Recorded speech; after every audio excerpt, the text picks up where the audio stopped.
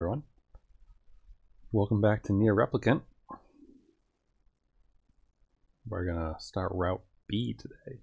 So I've prepared myself some hot tea, some other cold liquids, and various other throat helping things so that we might read a lot. Also, we've swapped the soundtrack from the usual Replicant stuff over to the Automata one. And also I realized that we have yet to watch the cutscene that plays if you wait at the title screen. Because, you know, I want to enjoy it for what it was during the game as opposed to watching all the spoilers ahead of time. Because that's what that cutscene was in the original game. So, let's enjoy.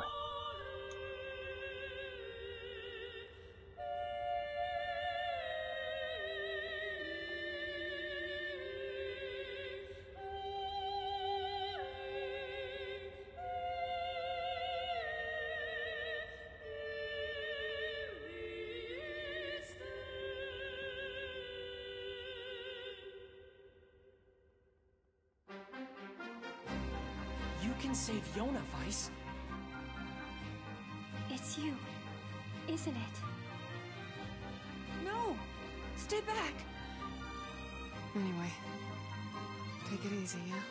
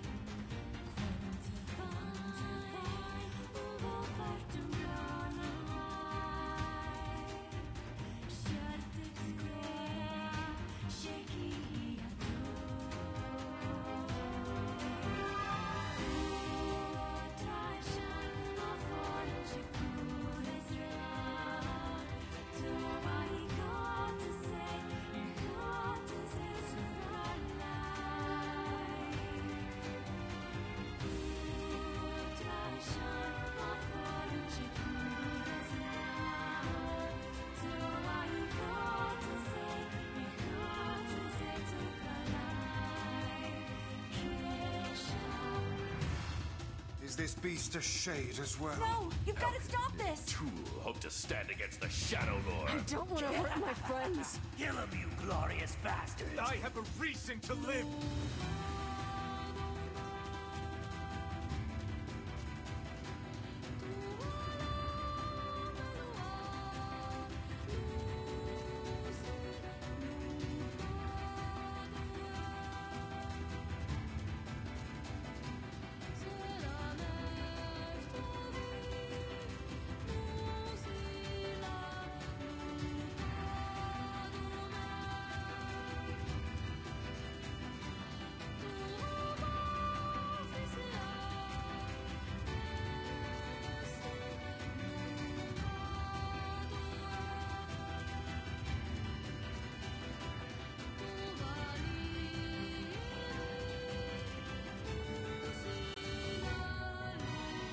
We're the same.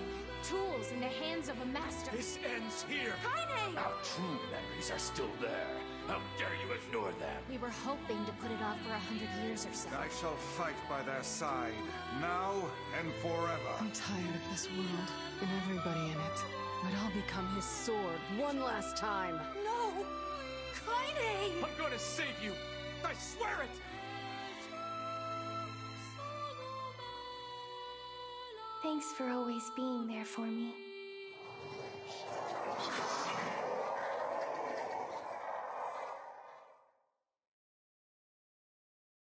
I forgot that there's two different cutscenes that can play at the beginning. I was thinking we were going to get the one where Kaine yells at Vice. But either way, you can probably see why I made sure to skip it during the first bit, because of so many spoilers in there. But anyway, let's start Route B. I hope you're all ready to read a bunch of text, because that's what this route starts with. Whenever I interacted with Kaine, I was reminded about something from my past. Maybe My mind has been confusing her with my sister this whole time. Anyway...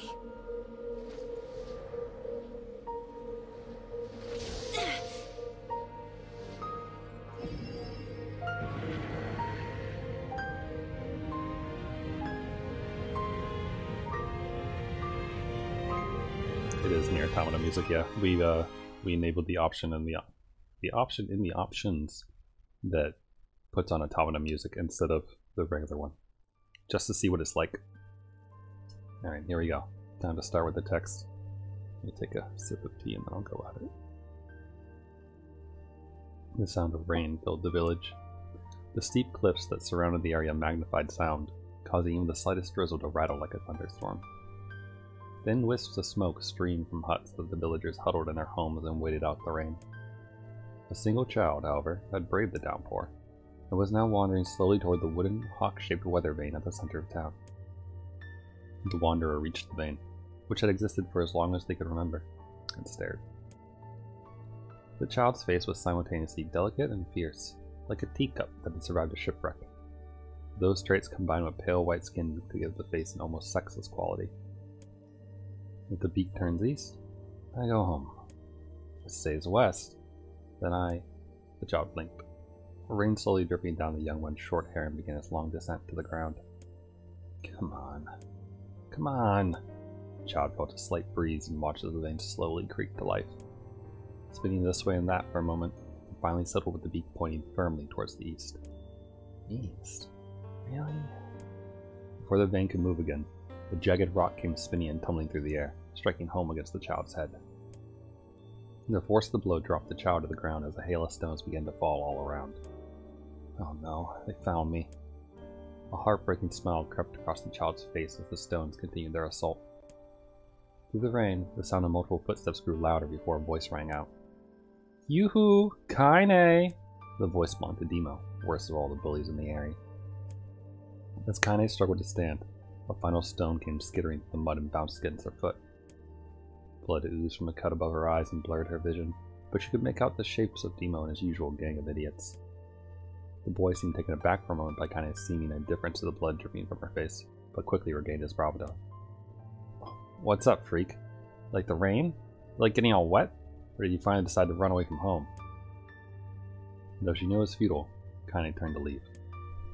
Before she got even more than a few steps, the other children scrambled to surround her, cruelty burning in their eyes. Kaine knew those were not the only eyes on her. The tormentor's parents watched from the safety of their homes. She was attuned to this sensation, as one she had experienced many times before.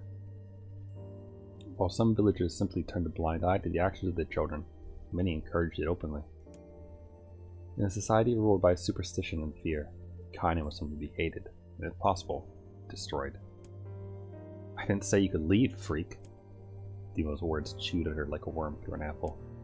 You can't hurt me, she lied to herself. Be strong. Be brave. You can't hurt me. You can't hurt me. You can't hurt... Oh look, the little freak is gonna cry! What's wrong? You said that everyone hates you and wants you dead? Kaine prayed for the rain to flood down and carry her away from a world that seemed to have no place for her. But if there were gods, they chose to ignore her. As Demo crept ever closer, the clouds began to thin and the rain slowed. Even the weather hates me. I'm useless. I fail you. I wish Demo's rock had taken my head off. Kaine couldn't meet Demo's leering gaze. She lowered her eyes and stared at the muddy ground below. The bully moved forward until he was inches away. She could smell the scent of old meat on his breath. The boy grabbed Kaine's face with thick fingers and yanked it upward. She tried to turn away, but he forced her gaze back and jammed his thumb against her eyelid to pry it open. Show me! No. Did you just say no? Demo grinned evenly. You don't say no to me. No one says no to me. Not even taking his attention from Kaine, he called to his cohorts. Come on, guys. Let's give the freak what she deserves. As soon as Demo finished, kicks and blows began to rain down upon Kaine. Demo paused, still grinning, as Kaine curled into a ball and tried to make the pain stop. I don't get you, freak. What you acting like a girl for, huh? Everyone knows what you really are. Kaine ignored the question, choosing instead to stare at the weather vane. It continued to point east, as if supremely confident about the future it had chosen for her. Go home? Yeah, It's a funny joke for someone with dead parents and no home to go to. Freak, chanted the children. Freak, freak, freak. Kaede closed her eyes and listened to the rain, waiting for the pain to start again.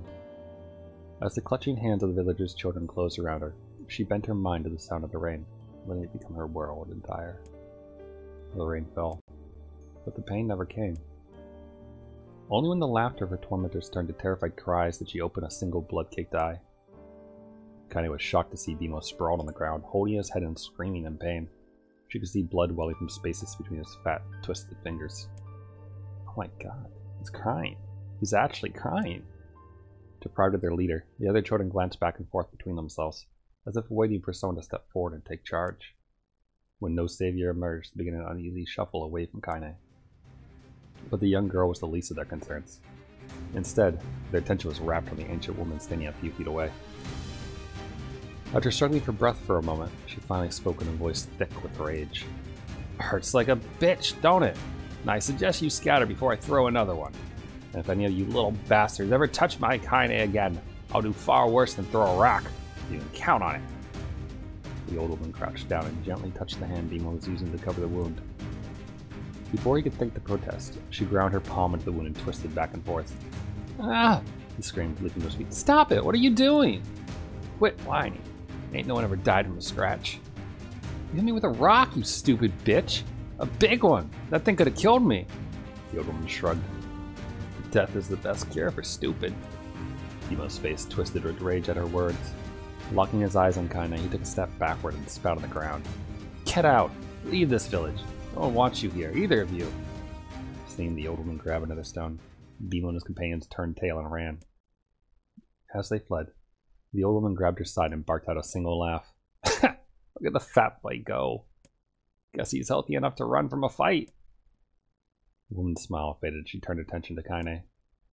Kneeling down, she removed her shawl and placed it around the young girl's shoulders, then produced a cloth from the folds of her dress and began blotting at the blood on her forehead. Oh, Kaede, she said, why didn't you fight back? You're stronger than that lot. The words of her grandmother stung Kaede, and she turned away. Don't be nice to me, she said. I don't deserve it. Nothing matters anymore.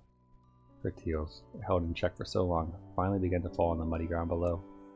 Everyone hates me. They think I cause bad things to happen? They think I'm a freak? I wish I was dead. As Kaine's tears turned to sobs, she felt her grandmother's hands on her shoulders.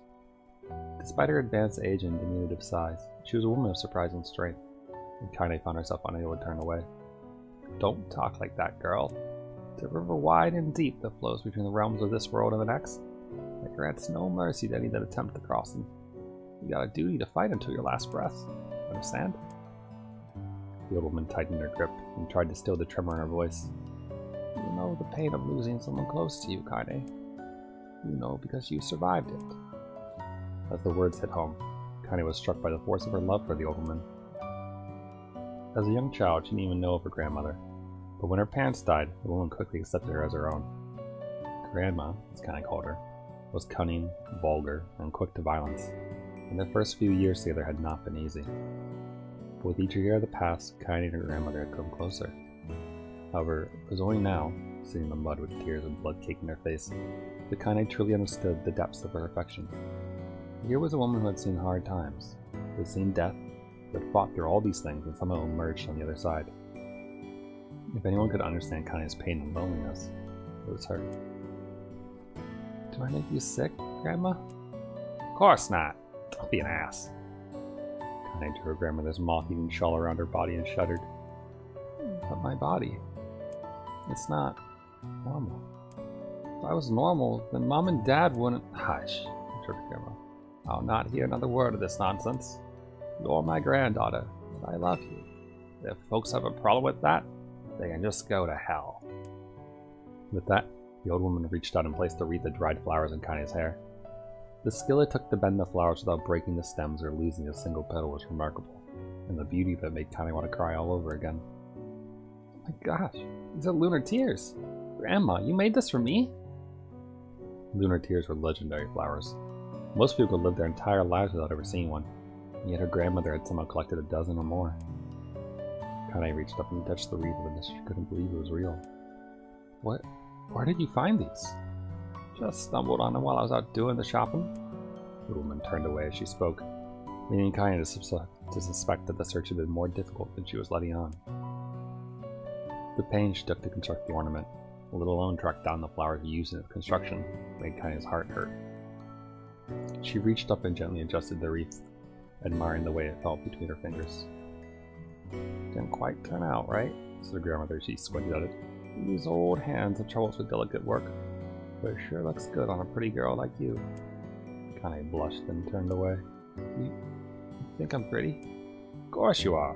What a fool thing to say. Thank you, Grandma. Her grandmother smiled. We're gonna be fine, you and me, she said. As long as we got each other, we'll be just fine. Kanye took her grandmother's hand in hers, and the two of them struggled to their feet. As they began the long walk home, Kanye gripped the hand with all her might, as if trying to stop smoke from drifting away on the wind. The rain had stopped. Kanye stood beneath the weather vane, watching it spin in lazy circles, no longer caring what the direction it faced when it stopped. I don't need to escape. I have a home now. Grandma loves me. That's enough. Even if it's us against the world. Kanye let her gaze drift up past the vane and into the cloudy sky. The last faint hints of a rainbow were slowly fading. As she turned and headed for home, the light scattered into a million particles and vanished, seemingly taken away on the breeze.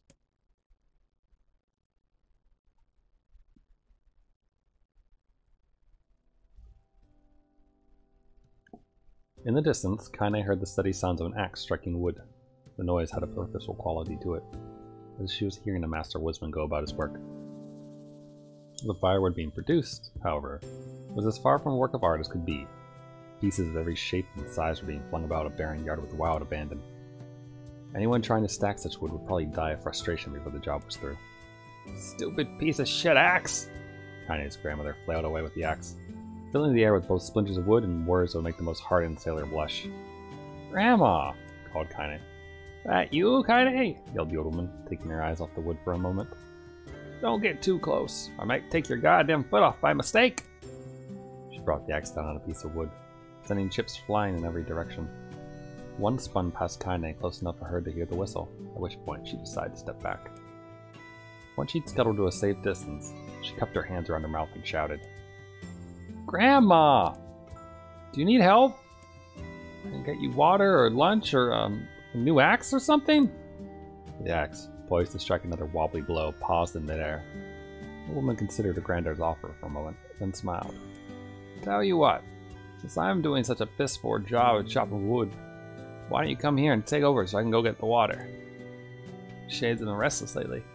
I don't want you running into one of them bastards.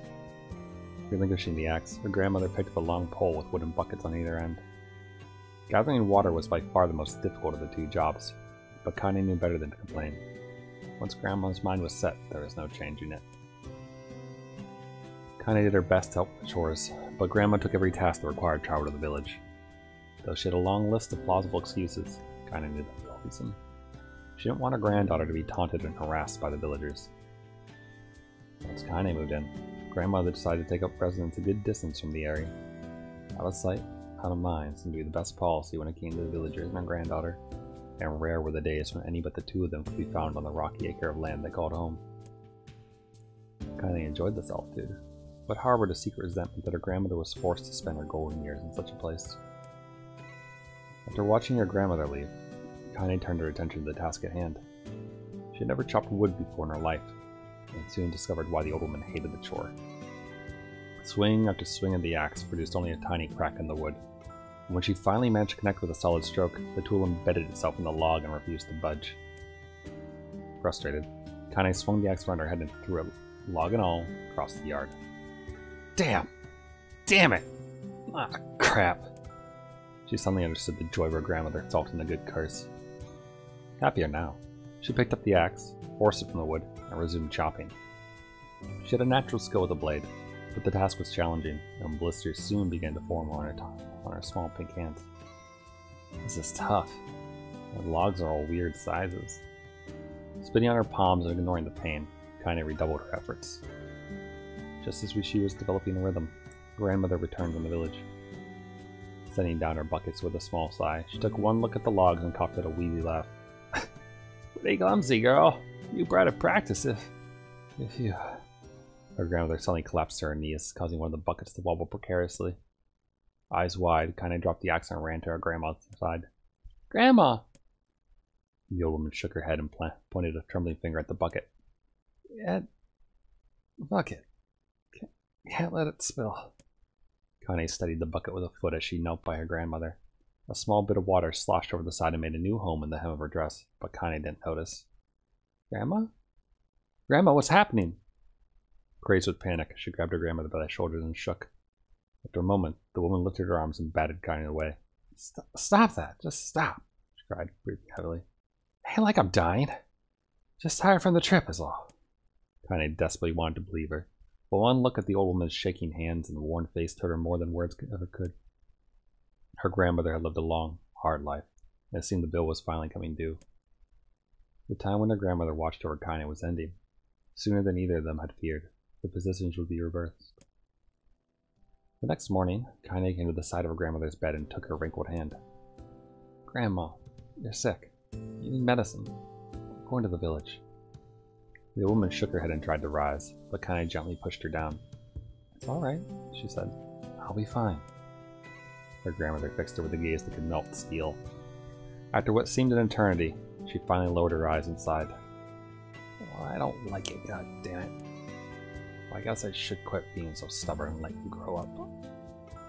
The old woman watched as Kaine strapped her on the boots and made her way down to the road to the village. Hours later, and as an unseen sun made its way across a dark and rainy sky, she was still watching. Kaine moved at a brisk pace, checking her pockets every few minutes to make sure the money her grandmother gave her was still there. Every noise caused her to spin on her heels, making sure she wasn't being stalked by a shade, or worse, Demo and his gang. But she encountered neither tormentors nor shades, and Kaine found herself at the entrance to the village. The few adults she could see glanced sideways at her, then muttered to each other behind raised hands before slinking away into the shadows. Her heart racing, Kaine took a series of rapid, shallow breaths and tried to calm herself. I have to prove myself. I have to help Grandma. I have to be strong.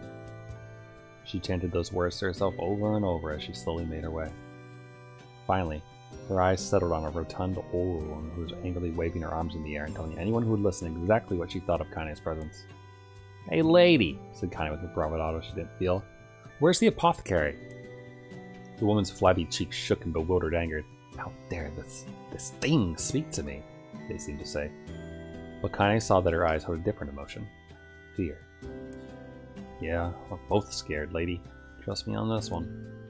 Which way? Kaine repeated. The woman pointed at a small building to her right before hitching up her dress and stumbling off in the other direction.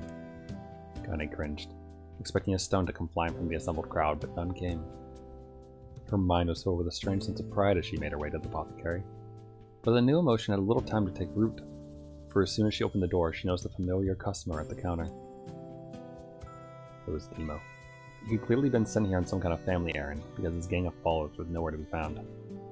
Oh my god. I mean, what are you doing here, freak? The insult was delivered without force, and Kaine happily ignored it.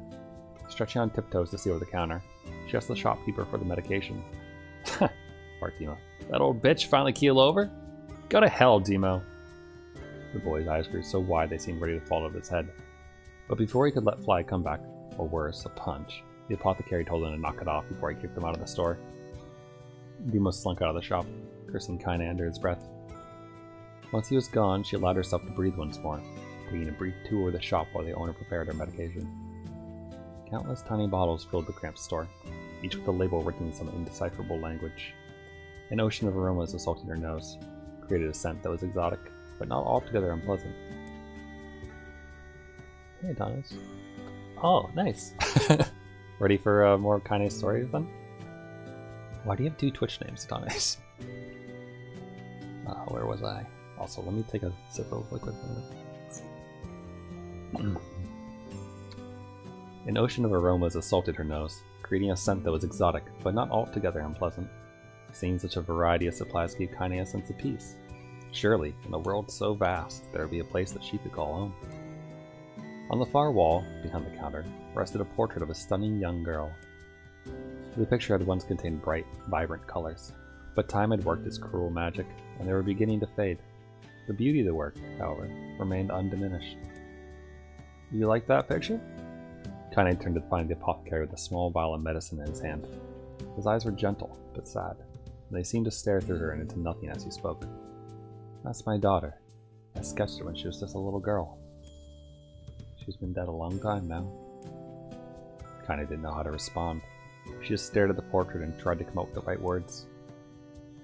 Pictures are wonderful things, continued the shopkeeper. They let the ones closest to you live on forever. She shook his head slightly, then looked down at Kaine and smiled. Handing her the medicine, he reached into his sizable green apron and produced a handful of old wax crayons. You should have these. There's no one left that I wish to draw. Kaine took an instinctive step back, causing the shopkeeper's face to darken. Yes, I've heard the rumors about you, he said. It's a small village, and word travels quickly. Between you and me, I'm not sure which of them to believe, but I also don't think they matter much. I know your grandmother, Callie. I think the way she was driven out of this town is just deplorable. Grandma's name is Callie? Thought Kaine suddenly. She was still mulling this new fact over in her mind as she reached out and gently took the crayons from the apothecary's hands. Your grandmother is an old friend of mine, he said as Kaine scooted away yet again. And I owe her much. I wager she'd like it if you drew a picture of her.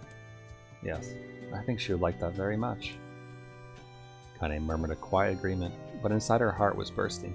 Never before had a villager treated her with anything but complete contempt. It was a tiny, almost imperceptible step, but it was a step nonetheless, and with enough tiny steps, she might one day discover the rest of the world. When Kaine returned home, she found her grandmother asleep in her bed. Her feet were blackened and raw, even bleeding a bit in places, leading Kaine to think that she had been pacing around the room until exhaustion finally caught up with her. She placed the medicine by her grandmother's pillow and turned to leave, but found the old woman's hand clasped around her arm. Back already, are ya? Asked her grandmother with a yawn. Come here, let me have a look at you. Grandma sat up and examined Kaine from head to toe.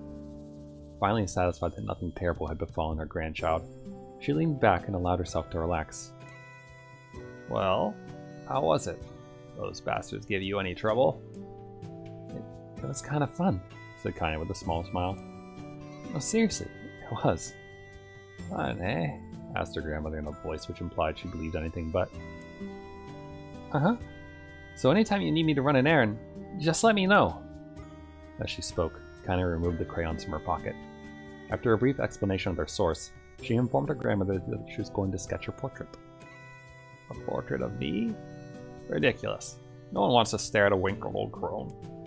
But Grandma, it'll make you live forever. Horse shit, said her grandmother, throwing back the sheet from her bed. Living forever would be just piss me off. I'll put those crayons away and hell with dinner. But Kaine would not relent, and in the end, Grandma found herself leaning against the wall of their house as if posing for a master artist. Kaine took up the crayons, eyed her subject carefully, and set to work. Just as their grandmother was about to nod off, Kaine finished the piece. After staring at it for a bit, she released it from her grip and let it slowly drift to the floor. It's terrible. It doesn't look like you at all. I'm sorry, Grandma. I thought these crayons would, like drawing easy or something. The woman's eyes narrowed at her granddaughter's disappointment. Let me be the judge of that, she said, ignoring the pain in her back and reaching for the paper. The sketch could have been a person's face. It could have also been a boulder, a lump of clay, or an incredibly misshapen loaf of bread, all rendered in a chaotic array of colors. The sketch could have been a person's face. Could also have been a... Wait, sorry, read that... Sorry. The old woman stared at the picture for a long time, then slowly wheezed out a laugh. Oh, Kaine, she said between laughter. You truly are my blood. You're as clumsy as me, and I love it. But, hush, I won't hear any more bull about how ugly you think it is. It came from the heart. I'll treasure it always. True to her word, the old woman gave the picture a place of honor above the kitchen table. In the days that followed, Kaine would often catch her staring at the portrait with a strange smile on her face, an action she interpreted as silent, mocking laughter. A week later, Kaine could stand it no more and asked her grandma to take down the artwork. Posh, said the old one. I'll take this down when they roll me in my shroud. She pondered this for a bit, then turned to Kaine and dropped to one knee. Listen to me, girl. Seeing this picture makes me happy in a way I've never felt before. It makes me want to go on, so that someday you can feel the same happiness. It was a moment that burned itself in Kaine's memory, a perfect blend of pride and love and joy that came together to form a lifelong remembrance. She swore to never forget this moment, to never forget the old woman who had made her place in the world possible. Time moves on. People and memories move in and out of life like a ghost passing through a hall. But this moment will be different, Kaine swore, because I'll remember it forever. Forever. This is interesting with the automata music, by the way, instead of the usual stuff. It gives it a little bit of a different feel, I feel. Kaine listened to the sound of crackling firewood and stared at the black object on her plate. She'd been pushing it around the wooden disc for a good 10 minutes, ignoring the bemused stare of her grandmother. Finally, she summoned her courage and gave the object a brief sniff. A sharp, bitter scent flew over her nostrils and made it home there, causing her face to twist with disgust. Grandma, I can't believe you want me to eat a bug. The old woman threw some more wood into the cooking pot and snorted. It's no bug, you fool. It's a berry. Why the hell would I be feeding you bugs? Yeah, well, it sure looks like a bug, said Kaine. I think it's burnt or something, because it smells terrible. With that, Kaine held her nose and threw the berry in her mouth, chewing as little as possible. Oh yeah, that's terrible, alright. Why, you little brat, laughed the old woman. Look at the sass on you. You've been spending too much time with me, and that's a fact. 5 years had passed since the moment when Kaine's grandmother saved her from the bullies. As is often the way with two stubborn people, their relationship had grown in fits and starts, but moved forward all the same. Mules that used to be somber affairs are now filled with laughter and hurled abuse in equal measure. Kaine could not remember a time when she hadn't been happier. As the year went by, Kaine started to shoulder more and more of the daily responsibilities. Her grandmother's legs grew weaker by the day, and she could no longer do many of the chores she used to take for granted. Until this morning found Kaine lacing up her work boots with the breakfast and burned berry rolling through her belly. Where are you going today? Asked grandmother solemnly. Kaine looked up, surprised. The old woman rarely asked for specifics anymore. Well, I was going to check out the kelma trees and see if they were ripe. Thought we could make some jam or something. Oh, I'm going to pick up some flagstones, so I need to take the wheelbarrow. Flagstones? What the hell for? Kaine stared at her grandmother, then held out an arm and swept it around their home. Constructed mostly of cloth, rope, and rubble, the old place sagged like a boxer in the final round. Grandma, a dying cat could chew through this house. I'm gonna build a stone wall so we have some protection. The old woman laughed, exposing her toothless grin to the world. Goddamn, girl. If a bunch of thieves want to ransack this old place, let them come. We got nothing worth stealing anyway. I'm not worried about thieves. I'm worried about shades. People saw one west of the village yesterday. The old woman tilted her head and stared at her granddaughter. Well, shoot. I don't know why you have to do it today. We can worry about it some other... Grandma, no. If I don't go to the kelma trees, we won't eat tonight. You know that. A confused expression passed across the old woman's face. For a moment, she was a small child lost at the carnival. Yes, she said after a bit. Yes, of course you're right. I'm sorry, Kaine. Lately, it seems my mind is... She didn't finish the thought, instead walking over to her nightstand and gently taking the wreath of lunar tears from the drawer. The flower's petals had aged to a brilliant whiteness, and Kaine thought it was more beautiful now than the day she first received it. You're gonna be a true woman soon, Grandma said as she placed the flowers on the girl's hair. So that means less chatter about shades, and building defensive walls, and more talk about how beautiful you become.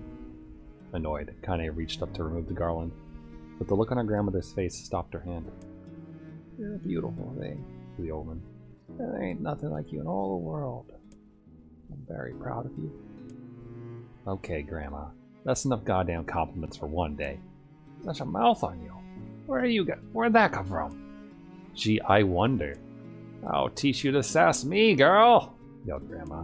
Suddenly, she lurched forward and grabbed Kaine by the ears, pulling her around the room with a crazed grin on her face. Grandma! Yelled Kaine in a quaking voice. Grandma, stop it! What the hell? The woman stared at her and blinked, and slowly held her wrinkled hands out as if it was the first time she had ever seen them. I I don't know what happened there. I'm sorry, girl. Sometimes my mind just... Kaine thought the look on her grandmother's face was the most heartbreaking thing she had ever seen. Listen, she began. Maybe I should stay home after all. No, I won't have you stay here to keep an eye on an old codger like me. You will get your fruit and your wall and whatnot. I'll be fine. And when you come back, I'll have a nice grasshopper dinner waiting for you. Kaine rolled her eyes, and then kissed her grandmother on the forehead and made her ready to depart, trying desperately to ignore the worry that was gnawing at the walls of her heart. Kaine could feel the old woman's eyes watching as she moved down the path. Don't turn around. Don't turn around, she told herself. But in the end, the temptation was too great. She spun on her heel for one final look and saw a small, bent woman standing in front of a ramshackle hut with a sad expression on her face. Gods, she looks so old now. It's like the wind could reach down and just carry her away. Kaine worried about her grandmother all day, causing her work to suffer. What little fruit she could collect was tossed carelessly into the wheelbarrow, and she only found a couple of stones before losing interest in the project. Finally, as dusk approached, she decided to call it a day. Cursing herself for the lack of focus, Kaine pushed the nearly empty wheelbarrow back down the path. As she crested the final hill, she suddenly froze in place. The wheelbarrow fell from her fingers and collapsed on its side, sending a few pieces of wrinkled brown fruit rolling back down the hill. Her gaze was transfixed by a thick black cloud that hovered just ahead. Tracing its path with the finger, Kaine suddenly felt her stomach knot into itself. No. Oh gods, no! Her grandmother's house was ablaze, the flames licking up as if trying to touch the sky itself. Grandma? Grandma? Kaine ran then, faster than she had ever moved in her life. Once she tripped on the stone and went sprawling to the rocky ground, but she leapt to her feet and continued running, unmindful of the blood that spilled from her bleeding hands and knees. As she got closer and closer, Kaine's mind began to race in time with her footfalls. It's too dark. It's too dark. Not just fire. It can't be fire. Too much smoke. Gotta save her. Gotta save her. She burst into the front yard and came to a sudden halt, her worst suspicions confirmed.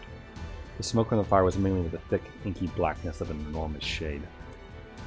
The massive creature supported itself on 3 twisted feet, and its sheath balanced the means of a large armored tail. Scales, horns, and claws sprouted from his body in a random chaotic pattern. He made the appearance of a lizard designed by some insane god. Seeing Kaine, it let out a roar and flicked its tail, sending a small whirlwind spinning across the yard. For a moment, the creature retreated into a shimmering, inky blackness, as if her mind was unable to comprehend that such a thing could actually exist. But then a smell hit her, a blend of rotted meat and excrement, and the horror became real once more. The creature bellowed again, and this time Kaine responded with a scream of her own. Alright, you bastard, she thought as her scream echoed off the high cliffs around them. It's you or me. Let's go! The shade eyed Kaine with amused interest.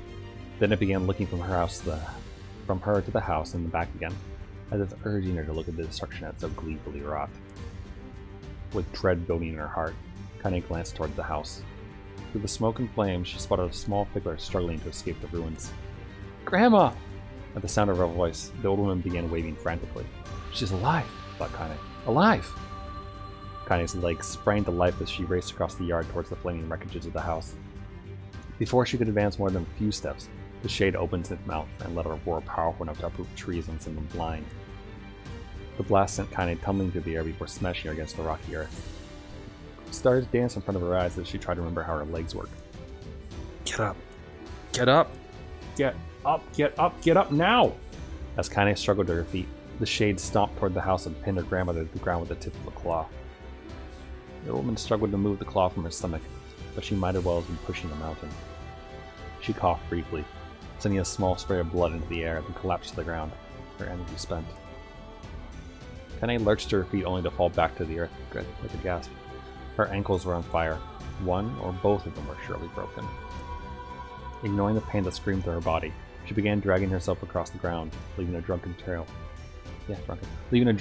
of dust and blood in her wake. Grandma, hold on. Just a little longer. Her grandmother's face was turning blue, her eyes rolling back until only the whites were exposed. Kaine pulled herself across the ground with maddening slowness, the distance seeming to increase with every second that passed. The shade glanced between the two women and flicked out its tongue, giant mouth turning up at the corners. Short, panting breaths belched from somewhere deep inside its core. Bastard. Laughing at us. She had no idea how such a mindless creature could experience emotion, but there could be no doubt the Shade was taking joy in their suffering. Yeah, I see your plan. The Shade moved his claw slightly, allowing Grandma to breathe again. It was clearly keeping her alive, only to snuff out her life when Kaine was close enough to touch her. I'm gonna kill this bastard.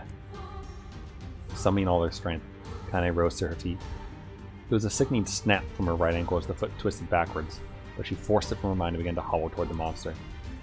Pulling a small knife from the pouch at her waist, she leapt on the foot to pin her grandmother and plunged the weapon deep. "Give her back!" she screamed. "Give her back to me!" It was like stabbing a rock. After a few swipes, the knife broke at the hilt with a dull snap.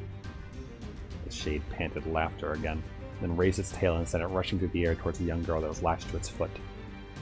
Kaine never had a chance. The tail struck her square in the chest and sent her crashing into the burning wreckage of the home. As she lay on the ground with blood pouring from multiple wounds, a small, weak voice spoke up. "Kaine?"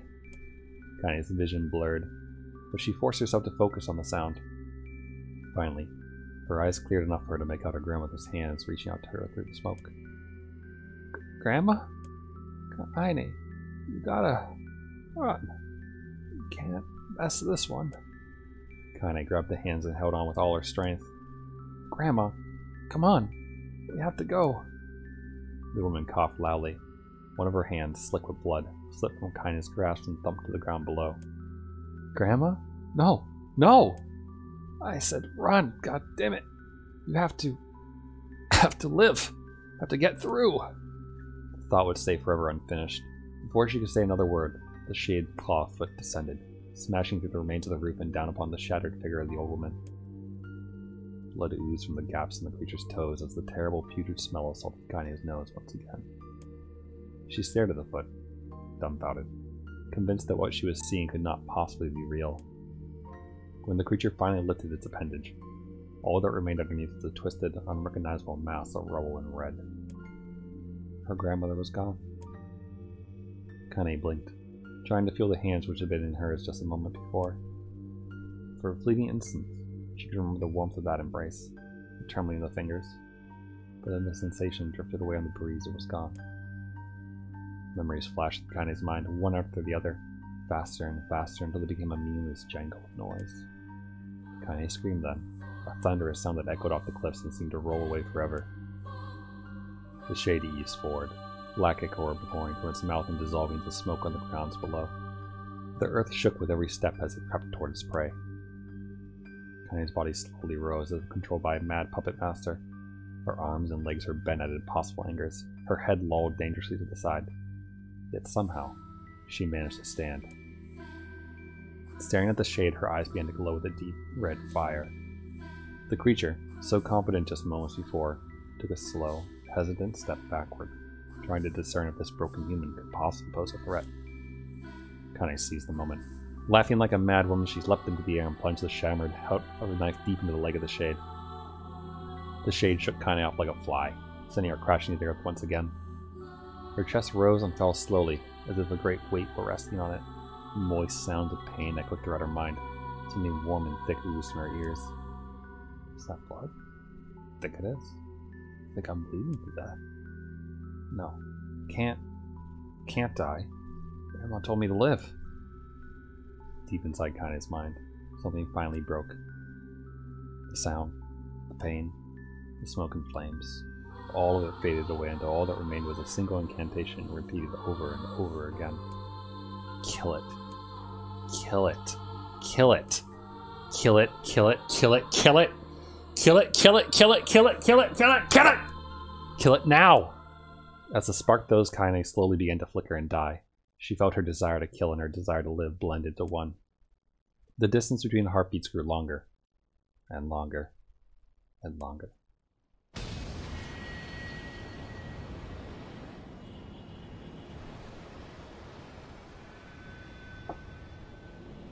Meanwhile, my neighbors are wondering if a psychopath lives next door to them.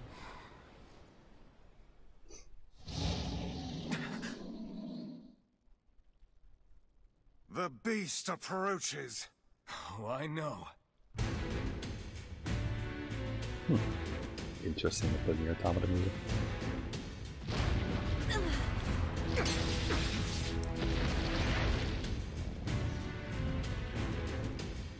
It's a weird choice. Isn't this like the Yorha music? I mean, I guess they kind of are on the side of the shades, but still. Okay, I think I remember how to play the game now. And I still have Gluttony on.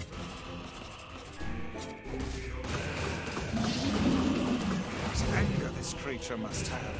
How does it even survive these past 5 years? Not gonna let this happen again. It dies today. I like the whirlwind spell a lot. It's good. It's not the blade, but the skill of the user. Strike it down. Yeah, well, its tentacle is in the bookshelf. I can't really do anything about that. There we go. Come here. Give me your head.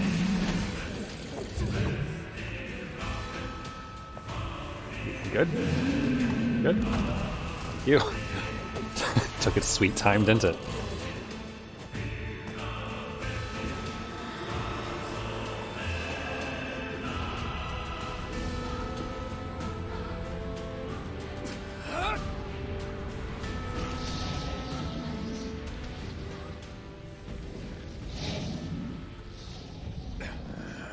Yeah. I didn't raise the difficulty. Please.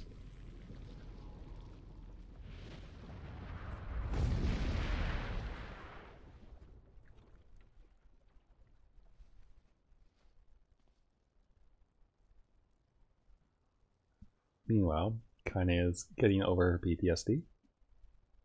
Kind of. Big kind of. Kaine's dreams encounter. Gently. Weakly. Softly. The shade, sure that his tormentor was dead, turned and stomped off toward the horizon, stumping along the way to bellow one final roar. Couldn't kill it. Shame beyond imagining. Kaine tried to turn her head to the side, but only succeeded in coughing up a huge gout of blood. It was getting difficult to see, and only after a moment of fierce concentration did she realize that her left eye was gone. Laughing to herself, she turned her remaining eye to the ruins of her home and noticed the ragged stump of the arm resting a few feet away. Yeah, that's mine, she thought with a mad giggle. He's gonna make clapping a real bitch. Cried a sudden voice from the depths of her mind. Finally gonna die, are ya? Well, you had it coming. Go to hell, Demo, she thought at the unseen assailant. Go to hell before I pluck out your eyes and feed them to a dog. The voice of her childhood terror evaporated into smoke, only to be replaced by another, more recent voice. Hold still, said the apothecary, materializing from the ruins like a ghost. I want to draw you. That way you can live forever. No, stop. Don't want to live forever. I want to die right now. I see, he said quietly. Well, if that's what you want. The spectral shopkeeper fluttered in and out of existence for a moment, then produced a paper and sketched quickly. After a few seconds, he turned the page to Kaine and smiled. Since you rejected my offer, I decided to draw someone else. It was a picture of her grandmother, real as life. Kaine opened her mouth to thank the man, but stopped as the picture began to blacken in the middle.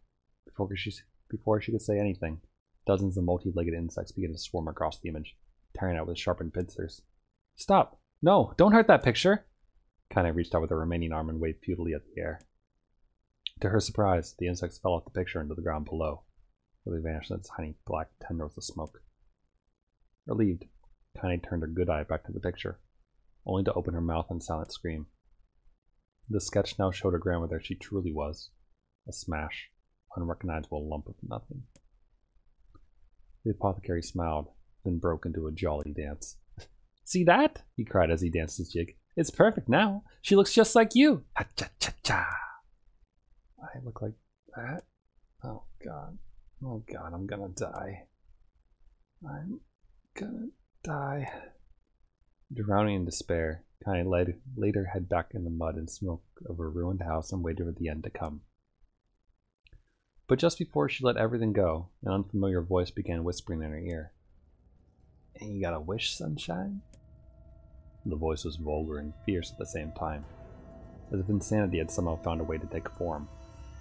Kaine wanted to scream as the voice crawled under her skin, but her lungs refused to work. You know, a wish, like a prayer or something. Why don't you get on your knees and start praying to heaven? Please, invisible man in the sky, save me! Save me! Kaine finally resorted to shouting at the voice with her mind. I don't make wishes. They don't come true for me. I'm a curse. A freak. I should be left to die. Their voice boomed in her ears. Oh god, you are the best! Kaine glanced down and saw a black, shiny substance oozing from her legs. She tried to brush it away, but her remaining arm would no longer respond. The substance slowly crept around her feet, and then began moving up toward the rest of her body. Was this death? Is that what it's like? Or was my mind just losing itself? She could feel the slime oozing upward, feel the hot, searing pain it left in its wake. Whatever else might be happening, she was still alive, and this was real. Come on, said the voice. Let it go! Kaine tried to ignore the voice and concentrate on the pain, but the newcomer would have none of it. Don't ignore me, Sunshine. You're ready to give up, ready to die. So why not let me have it? Have what? Your body! Come on! Give it to me. Give it to me. I want to stand on the ground, feel the rain, taste the wind. The voice paused as if licking his lips.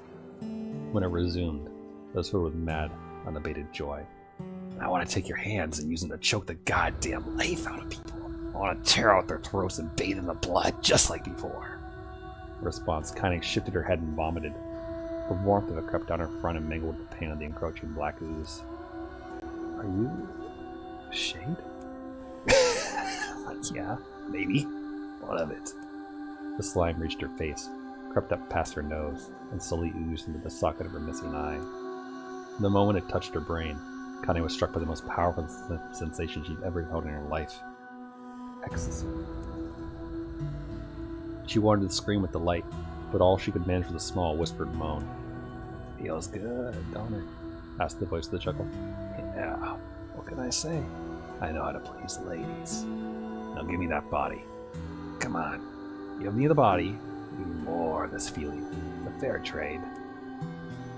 A black lump began to protrude from Kaine's side, as she watched it grow longer and thicker, eventually taking the form of her missing arm. I can see better, she thought. My eye must be growing back too. He is switching from Joker to Beetlejuice. I'm just going for crazy.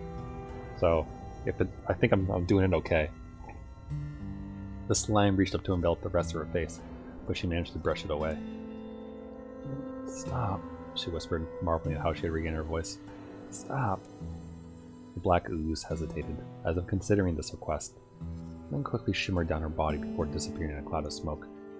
Oh, what the hell, Sunshine? Screamed the voice. We had a deal. I thought you wanted to die.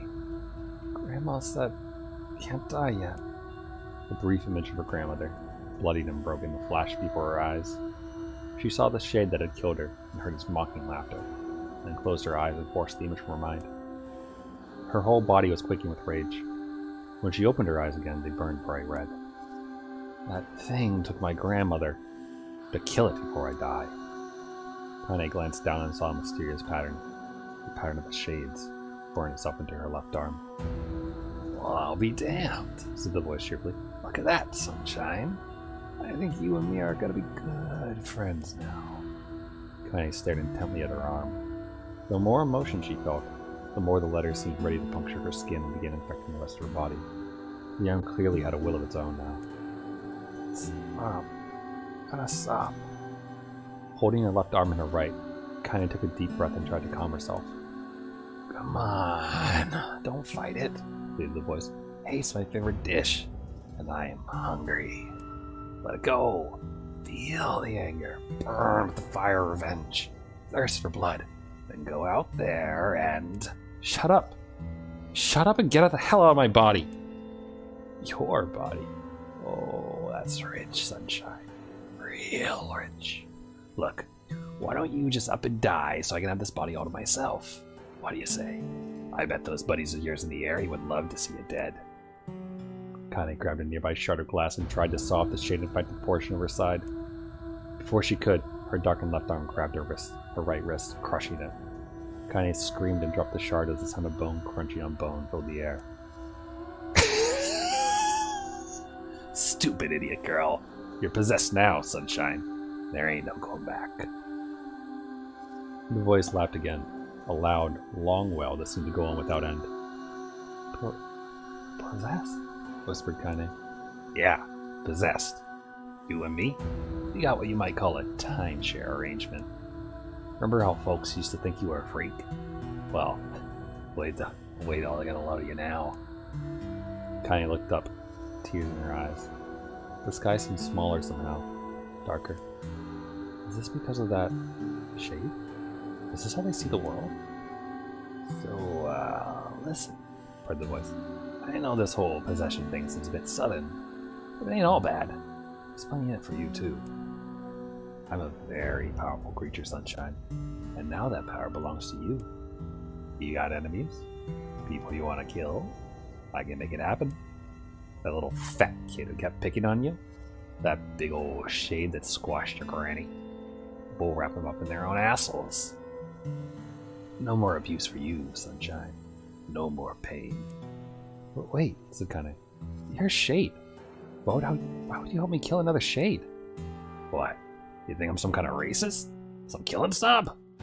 I don't give a good goddamn who you murder, honey pants. I just want to drink from the well. Kane considered this as she struggled to her feet, the power of the shades coursing through her. The smoke from her house was drifting away with the wind, and she enjoyed the way the cool evening breeze felt on her new left arm. After a long pause, the voice spoke up again. So, how about it? You and me? We could have some good times together. Look, I'll even take care of the bloody part if you don't want. Fuck off, asshole. Okay, I'll handle the killing. Screamed the voice. Look at you go! Oh, Sunshine. We're gonna have so much fun. So listen, my name's Tyron. If you ever need me, I'll just be hanging out on this piece of meat you call a heart. Now get to it. The more you kill, the more your heart turns rotten and sour. And I like rotten and sour. Kane found herself nodding at the voice. Yeah, she said. Yeah, I think this can work. I'm gonna find that shade. I'm gonna strangle it with its own guts. And when I'm done, I'm gonna do the same to you, Tyron. Count on it. Ah! I've shit bigger than you, so good luck with that. Oh, and hey, one more thing. Right now, you and me are sharing this body. But if you ever run out of hate, you ever, go soft, I'm gonna take over everything. So keep on killing, Sunshine, and watch your back. The voice grew fainter and gradually faded away, fading into somewhere deep inside Kane herself. Kane waited until she was sure the voice was gone, then waved her new left arm around. Then waved her new left arm around a few times. It feels perfectly normal, she thought. It feels like mine. Desperately, she began poking and prodding at the new limb, determined to find something wrong with it. She didn't want to feel normal. That means the creature inside her had already won.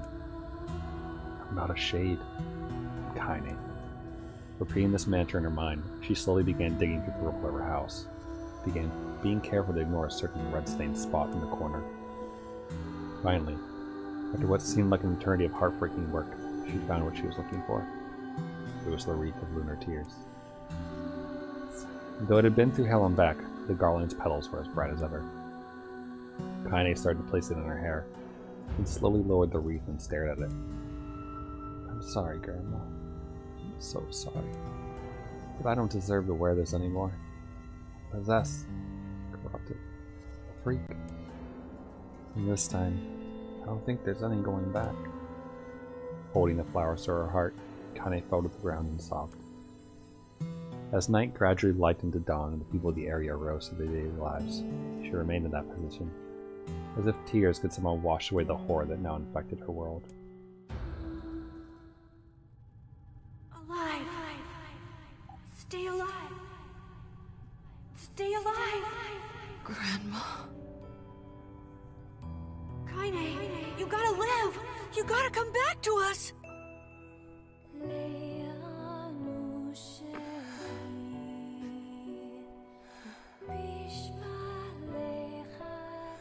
Waking up to Vice just staring at you. Hey.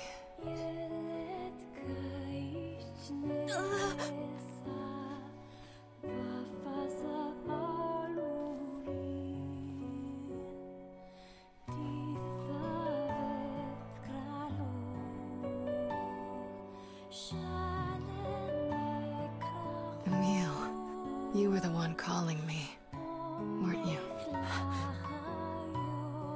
You still recognize me? Of course. I knew you right away. You're still wearing that scarf. Thank you, Kaine. Welcome back, Kaine. Wow, you grew up. So, how long has it been? 5 years. She's like, ooh, you're of age now. A lot of thoughts going through that brain right there. Shit. That's a long time. Any luck with Yona? We are still no closer to finding her. We need a way to locate the Shadow Lord. By the way, this is for you. Is that a lunar tear? It's not as good as your grandmother's, but I tried. No, it's great. Thank you.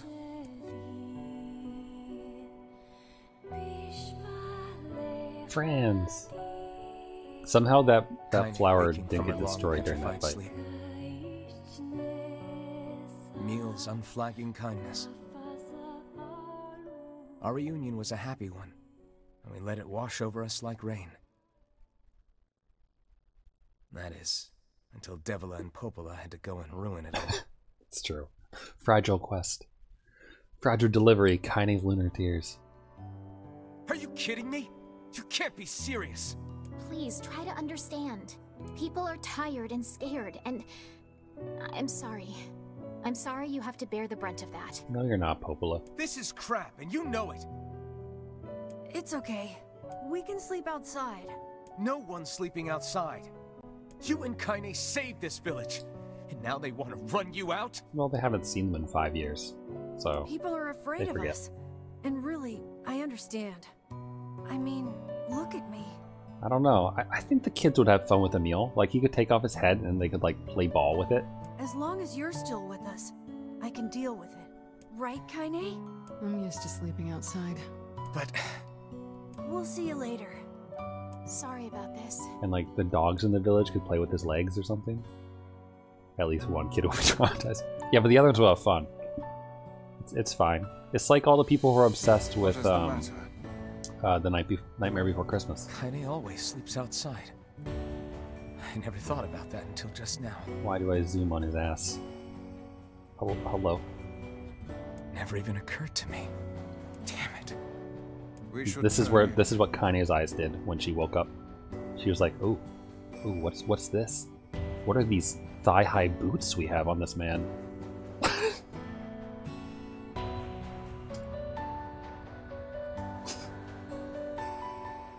I didn't get much sleep that night. For the first time in my life, I hated Devila. For the first time in my life, I doubted Popola. But those feelings are pointless in the end.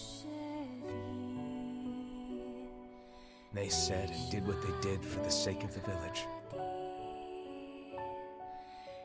Oh, Itanis, To protect it from the horror did of you Shades. catch the Drakengard 3 reference in the loading screens? I think there's probably more than one, but there's one specifically that mentions a certain Really, how can I merchant. blame Devila and Popola? In the end, I'm just as bad. Merchant, Because sorry. I never once stopped to think about Kaine and Emil's situation myself.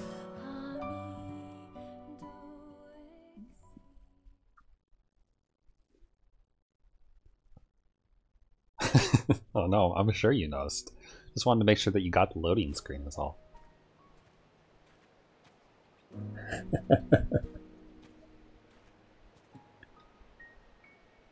I should apologize to Isn't Kaine getting and a Emil, hug while sucking your dick off like just a 69, basically? But what good would that even do? Just saying. I feel like that's what that is. Wait, is that? Wait a minute. I'm Oh. so happy Oh, this to is get new. to talk to you again, Kaine. Yeah, me too. I tried everything I could think of to save you, you know. I polished you with a special cloth. I poured warm water over you. Looks like Emil was doing some hugging. Wait, you poured water on me? Yeah, but it didn't really do much except make you all shiny. Hey, Emil. Thanks for saving me. I guess you noticed how I look different now. Nah. I'm sorry, Emil. I'm sorry for all of it. Well, I mean, this new form isn't all bad, you know? At least I can look at you when we talk, right? Hey, so why don't you tell me something about yourself? I'm not very interesting. Sorry. Come on, I just want to know you better. Please? He wants your 3 sizes, This all happened when I was so he a can kid, make you clothes. before the whole shade possession thing. My body is different. And when the villagers found out about it, they started treating me like a freak. But one person, my grandmother, accepted me just as I was, no matter how bad things got. She gave me the strength to keep going. She's really special to you, huh? Yeah. This, I don't remember this being in the original game, so I'm assuming this is added, but I also never owned the DLC for the 360 version, so I don't know if like it was in that at all. But I'm assuming this is all new. That gives me an idea. Since we cured your petrification, we should start looking for a way to cure your possession in my body. I know we can do it if we all work together. Heck, it'll probably be super easy. Let me guess. More warm water? And soap, kinda. Okay, can we just forget I told you about that? I'm gonna scrub the shade right out of you.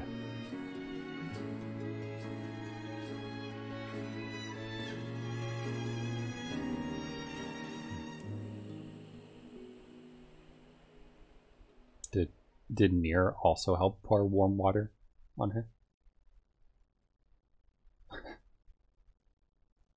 The red bad couple. Right. Sleep well? Sure. And yet your red eyes tell a different tale.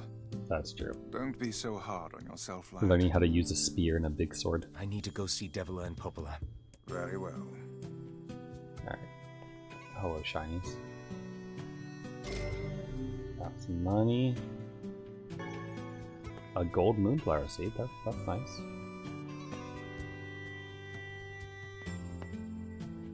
And What might that be? It's Mom's diary. this is I've the not neat heard thing. you speak much about your mother. She got the Black Scrawl and died when I was little. My apologies for bringing it up. It's all right. I can barely remember her face anymore. This is the only thing I have left of her. Reading it helps remind me of when we were still a family. I see. But the final entries get a little strange. In what way? Well, here, take a look. A book, reading a book.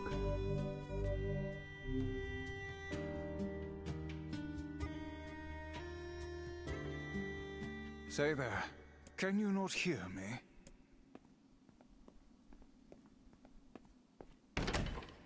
Wait a minute.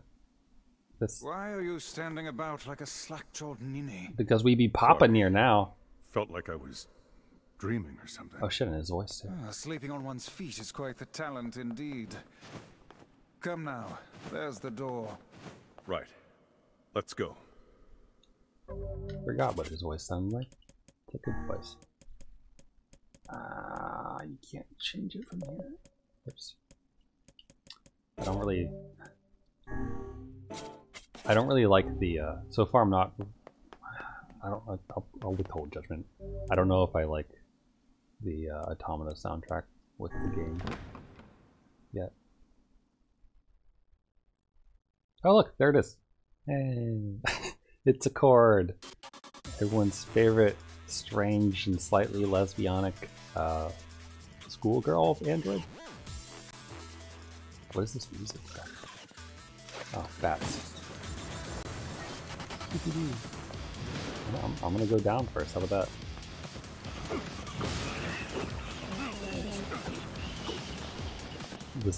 What is this music about? Oh, wait a minute! It's like a techno remix of it. Is this good? All right, when's the next like anime convention with actual like raves in it, and is it going to include this?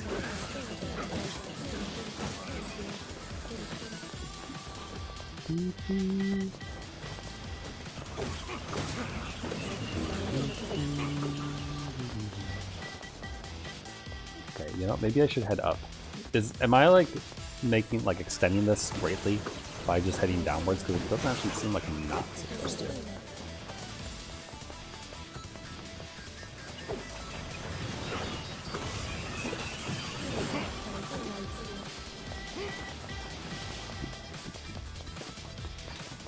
Oh no, there's the bottom right.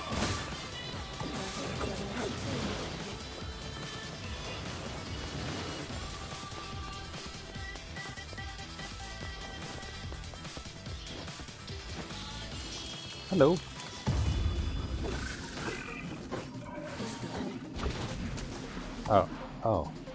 Oh, he died quick. Got herbs times 3.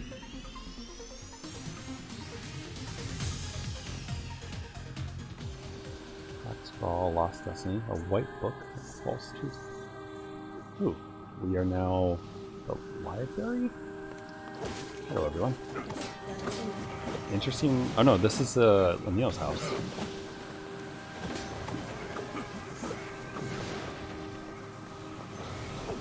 Well, he's not wrong that these diary entries are kind of weird.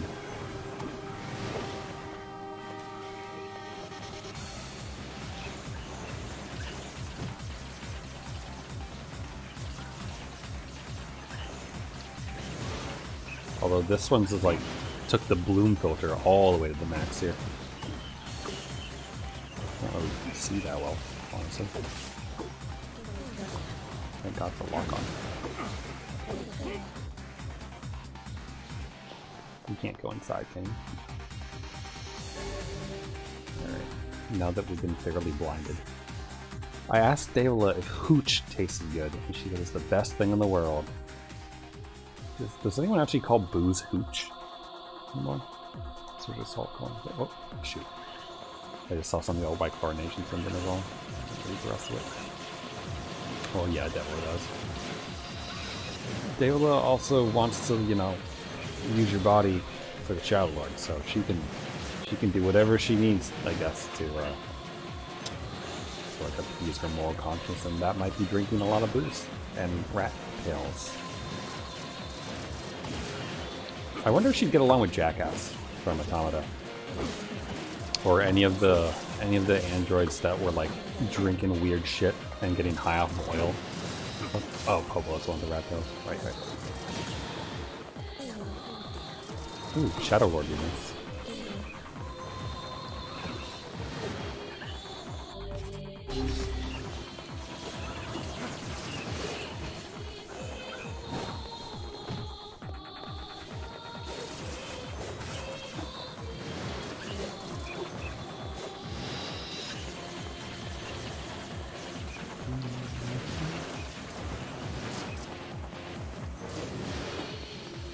Oh, they keep spawning in.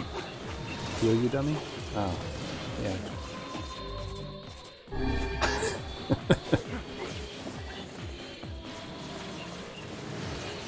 Oh, have you ever used the words that do drain health? Because there are words that do drain health, and I'm kind of curious if they would result in you like gaining your health back as you fought and killed things. But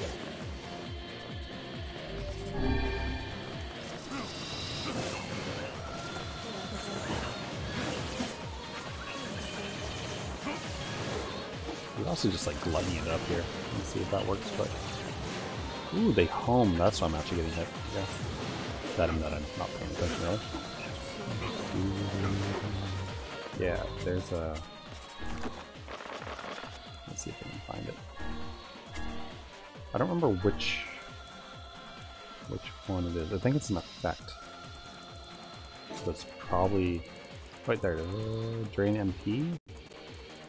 It might be on like the weapon that has a drain health. Drain MP. Wait, there it is. Drain HP, level 1. These ones. It's weird though, because only... Like, they all have different effects. It's weird. But my guess is that, you know, it would heal you if you used it. Obtain the one-handed sword Fool's Embrace. Oh, thanks. So, is that how you get all the Fool weapons? The Dragon's Corpse brought death to the world, living into it, power of magic. Oh, Angelus. Good old Angelus. And Kine. Kine. Man, he fell in love with the dragon. Kind of. Sort of. At least in Drakengard 2, that's what's going on, it seems. Considering that he decides, it's like, yeah, fuck the world, it can rot in hell. I just want my dragon back.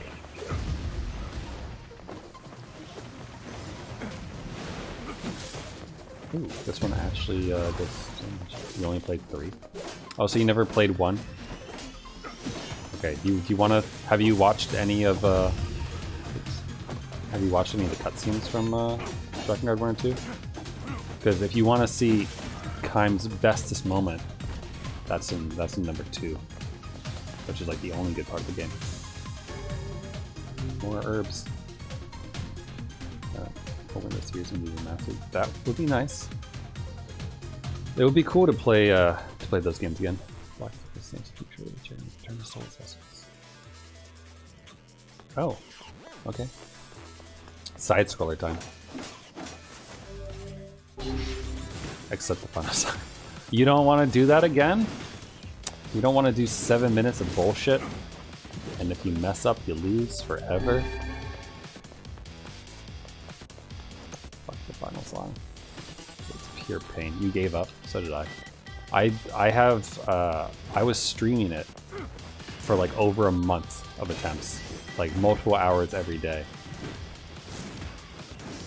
And those are like the only videos that aren't public in my YouTube archive for the streams. Because my plan was that when I finished it finally, I'd go through and just like do a death counter. Like take all the videos and take all the deaths of it each time. And just edit it into one massive video. And yeah. No, too much. I never beat it now. I decided to give it up for a little bit. And like take a break because I could get to the very end. Like right before, like not the final part where it all slows down, but the part right before it with like the weird rhythm where instead of like, it's a bunch of eighth notes, like it's da, da, da, da, da, da, but it skips the 7th beat. And you have to do that. And I did that one twice, I think, total, out of all the attempts. But I'd always get up to it. Pretty much always. And it was to the point, like, attempt-wise, that, whoops. That I could play it and be chatting with people on stream, and until I got to that point, I only would have to half pay attention to it, because it was just ingrained into my muscles at that point. Oh god, we're gonna fall down.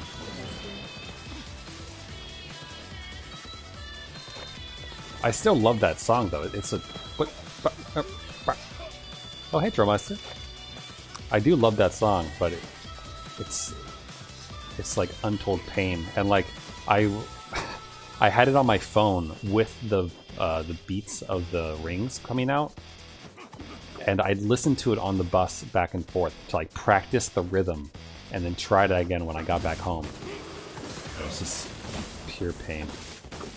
So I haven't attempted it in a while, and my PS3 is currently in its box directly in front of me.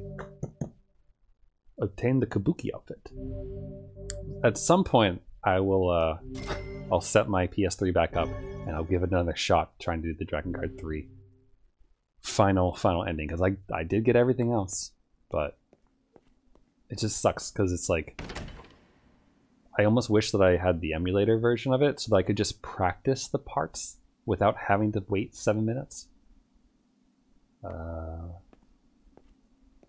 Left or right door? Does it matter? Oh god, does it matter? Middle? Oh, you go through the middle? Wait. You did the one on the left. Wait, did I? I went through a door before? Wow. Oh wait, right, at the very start there's a door.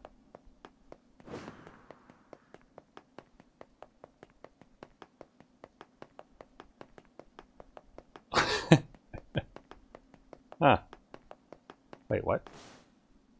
So you just don't go anywhere. This is confusing. I thought I went through this door first. The door leaves. Okay, so right then? Sure.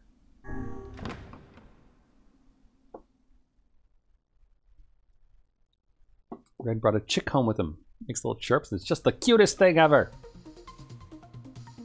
The apocalypse divided the world in two. One that knows not day, and one which has never seen the night. Magic spewing bat. Oh, okay. Oh, cool. I like it when the rules are applied because it makes life interesting. Except when they die in 2 hits, then it's slightly less interesting. But that's fine. Just stand in the middle of the room and shoot fire. That's all you gotta do. Black and white, 13 packs. The vessel's forms waver across the time space. The Watchers? Are the Watchers coming into this world? Is that what it means? Oh god. What is shooting right now? I can't see.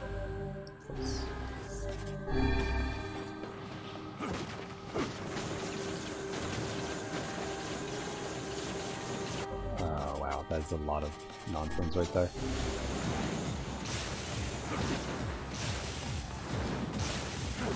Whew. Man, gluttony makes that a lot easier, doesn't it? Do you actually see the enemies? Is it the right way? Heal? What? Why? You don't need to heal right now. What are you talking about?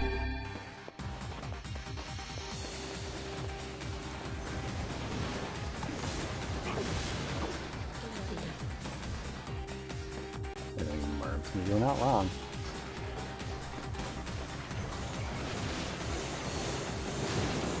Whoa. That was a lot that I just gathered up there. Holy shit. It gets bigger the more you have. I didn't realize that before. I thought it was just like one little laser. Oh, that was a thick beam right there. Alright, give me a big boy. It seems we have been shut in. When are we not shut in, Vice? We're living in a pandemic, we're all shut in.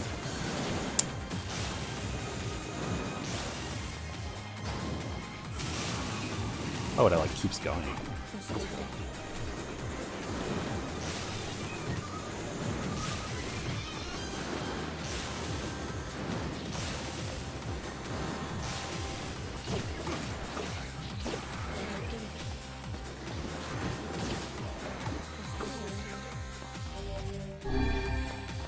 Me, the big guy.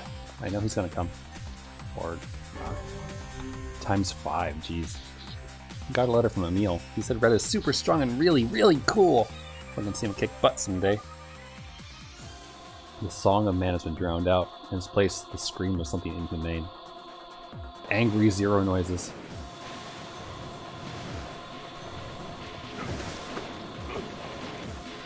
Wasn't there a zero costume in the original at all, or no?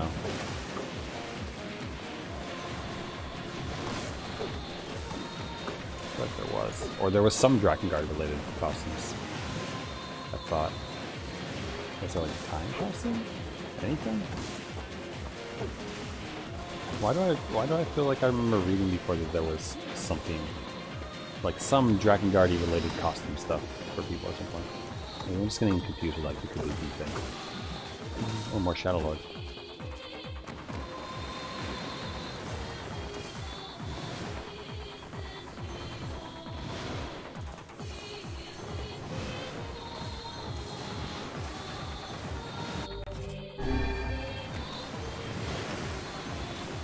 I have to assume that you don't get anything if you like beat this stuff.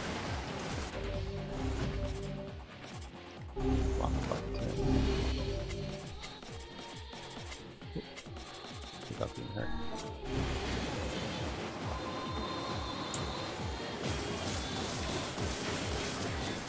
You.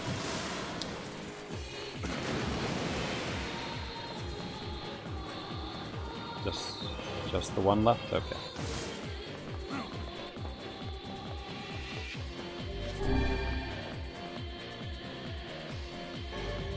Two-handed sword, Fool's Lament. Are these? I hope these are incredibly weak weapons. Like, just to rub it in.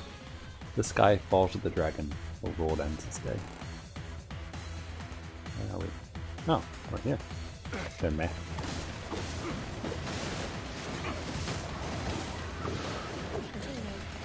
We are hanging out in Popola Town. Ouch. This sounds like Yakuza music. Ouch. Get up.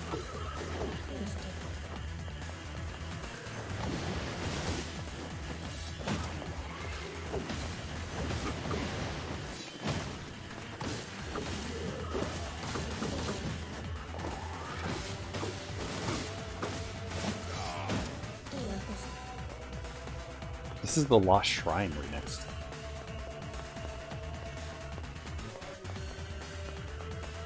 That's a weird mix. It's a little strange.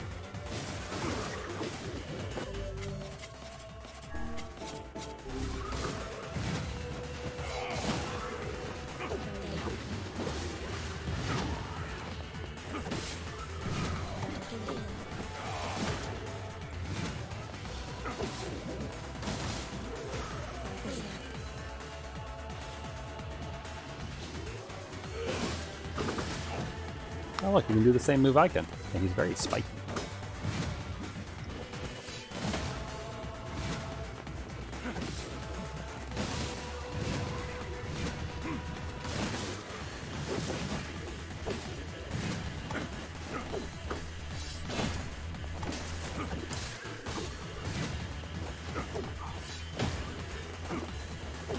Trying to like hit him with the pointy bit when he's up in the air for fun.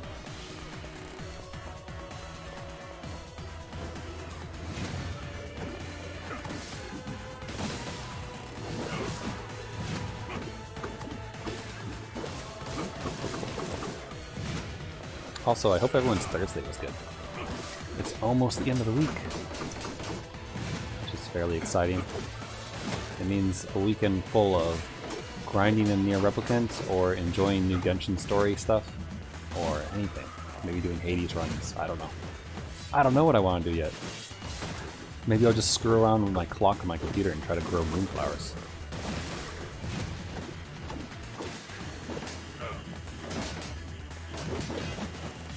But I am looking forward to, I'm actually looking forward to tomorrow a little bit. Because at my work, I have a good boss, and so for the last 2 or so years, he's been very much a fan of Focus Fridays, is what we call them, which is no meetings are allowed, and so people actually have a chance to not be bothered by other people and do work, which is wonderful.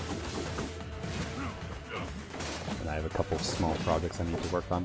I'm not going to get some uninterrupted time to it, which would be nice considering that today was literally like 6 meetings. It felt like hour-long meetings back to back, and then like small little half-hour segments between it. So like there wasn't that much time to actually get anything properly done with all. So Tomorrow will be nice. And then, you know, 5 o'clock will roll around and be time to enjoy the weekend. Alright, good. Stand up. Stand up. Up.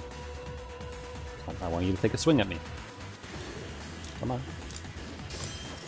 Oh, of course he has the kind that you can't deflect. These guys are, they are tanky though. Like, they're not going down as fast as the other guys did.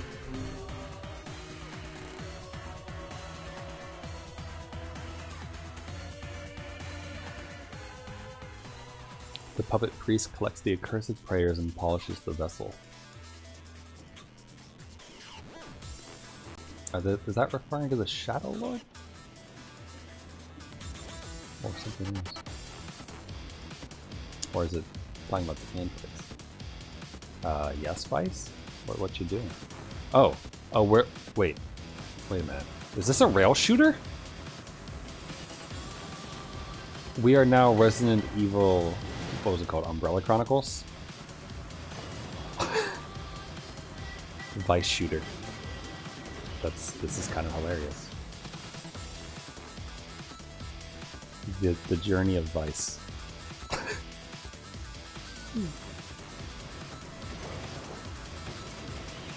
Let's say I don't have a foot pedal to like make me dodge or anything like that, like in barcades when you play those games. You do have to give it to Calvia though. Like, I mean, they went out on a bang. They're like, do you got an idea for a game? Do you want it to be in this game? Well, you want to do a text adventure? All right. You want logic puzzles? Okay, we'll get that in there too. Resident Evil Creepy Mansion? All right. Isometric action game? Yep, we got you covered. Everything's here. Rail shooter? You got it.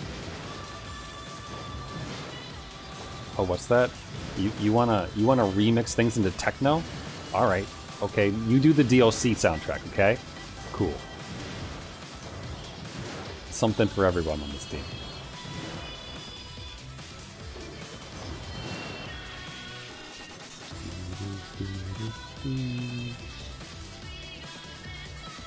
It's funny though that they decided to do this. I mean, it makes sense that it's here because, you know, this platform, but it'd be funny if you could do this at any time when you were, like, in the city. It's like a little mini game or something. Though then it would probably be tied to a weapon, and so you'd have to do it, and then it might be a little less fun.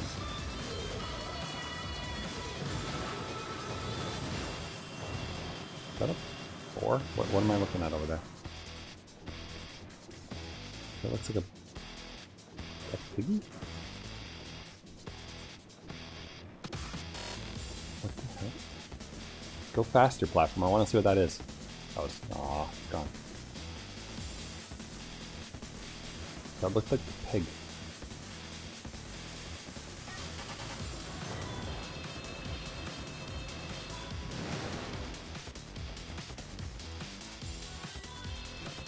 Oh, that's all in there.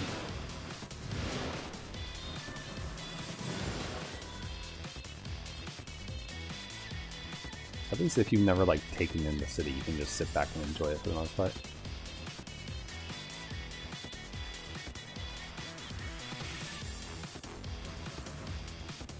Maybe this is the town after the king dies and goes and helps you.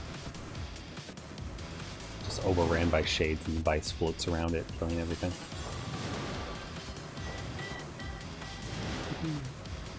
Oh, that really wouldn't make any sense considering, but wait, there's an enemy. And bats.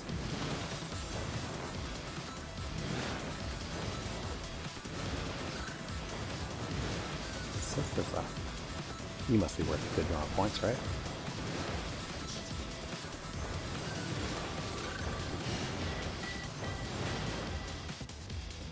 Okay, I think we're... Did we start over here?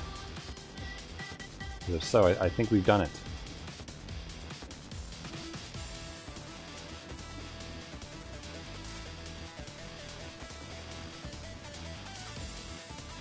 I I think this was the least fun so far of the DLC bits. Interesting, but not as fun. I think. Oh, 4,000 experience points. Things I don't need. All right, we've done. Yeah, we got to do that one now.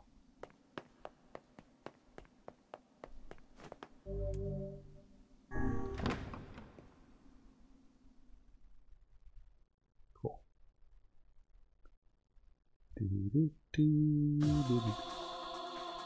Alright, that's nice.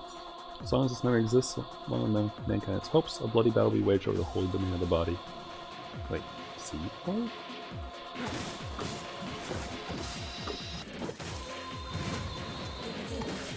Oh, we're like way out to sea right now. Like on a fishing dock or something. Neat. There's Mermaid Girl.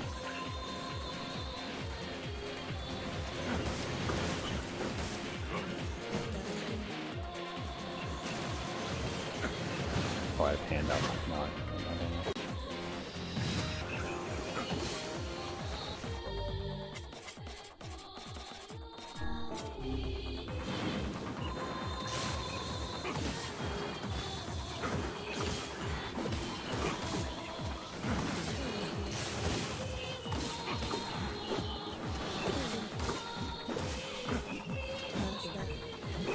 I wonder if anyone's isolated the noises that they make, the shade speech, and like played it back and tried to figure out what they're actually saying.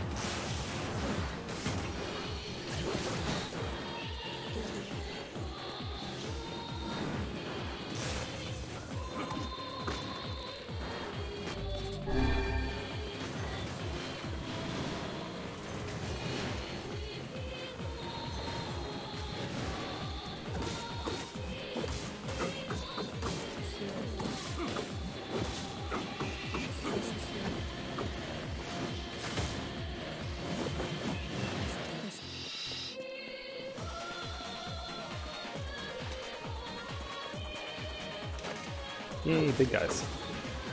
I do like fighting the big guys more so than the small little lads.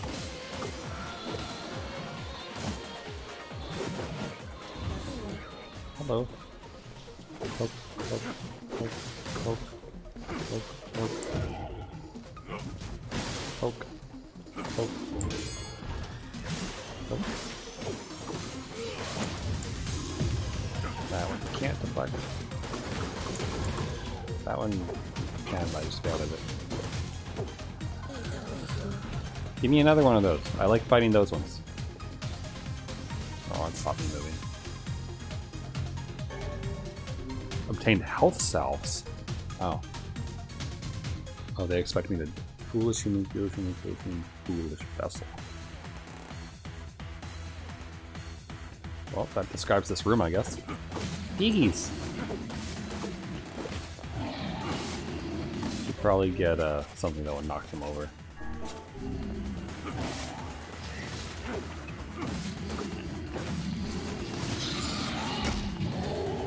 Hi. Yeah, we're gonna use a salve since they gave us.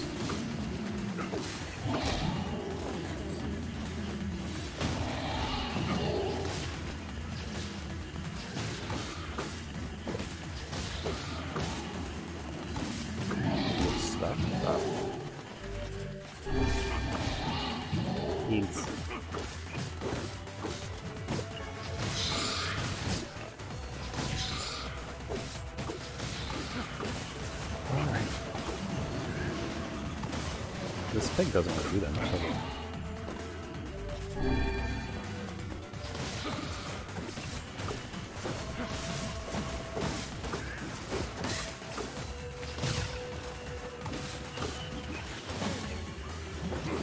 Alright, where's the big guy? I have to assume they're gonna spawn like the really big pig at the end or something. I hope.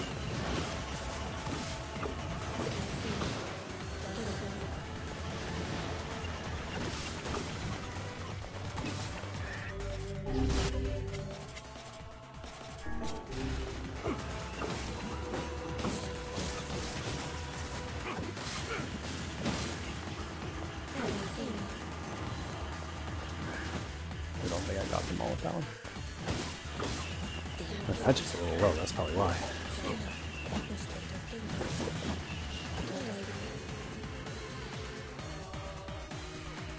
Oh, this is Emil's library.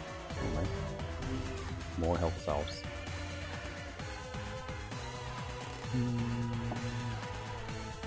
I do like this though. I never got to play this, so. Oh, Aerie? All's paid, all's sacrifice. Oh no, not Aerie. Rusted Clump, fuck yeah. It's just, are we gonna get a bunch of like random things that you wouldn't normally want to get or something? Rusted Clumps again? You got any eagle eggs? Not to be like totally selfish or anything, but an eagle egg would be great if we got one. Nothing shiny in here.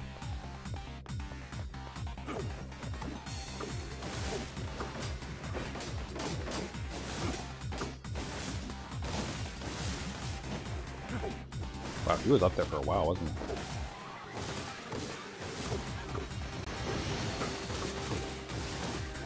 Yeah, so now we're playing Hades again, as you can tell. No, no boons yet from the gods. But I'm sure we'll get some. Oh, drop whole cells.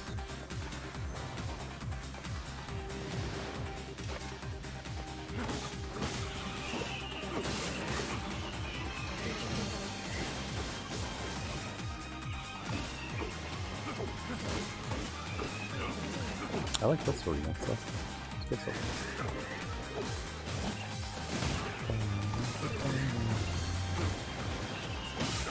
There's so many little guys.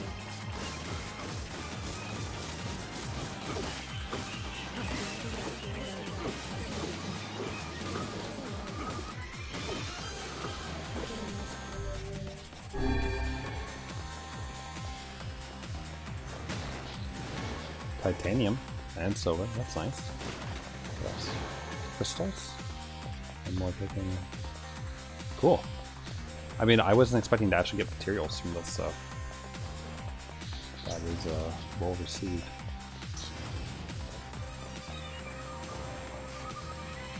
It seems we have been shut in.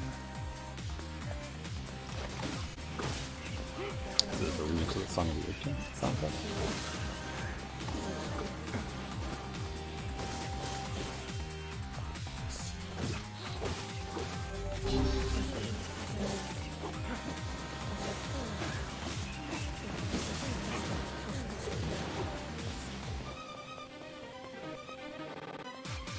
Oh, I like that. That was good. Good remix.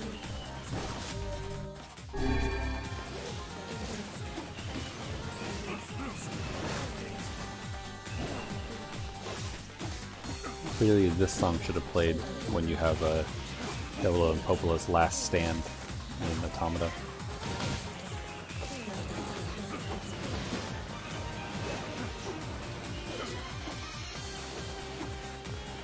We're no longer shut in. I wonder if we have to fight Halua again. Gold?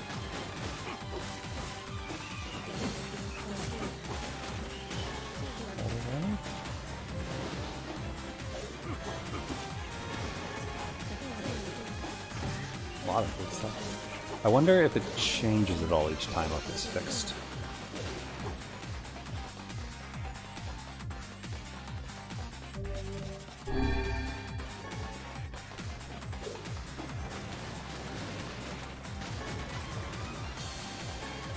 Fuck, an eagle egg.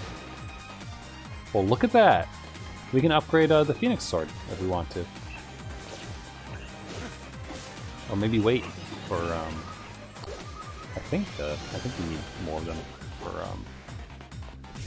the Phoenix Spear's final.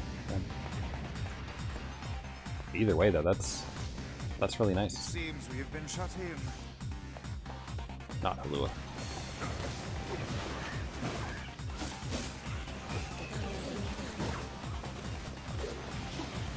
What are your thoughts compared to the original? Well, this is the DLC of the original game that I never played. So this is my first time actually getting to experience this.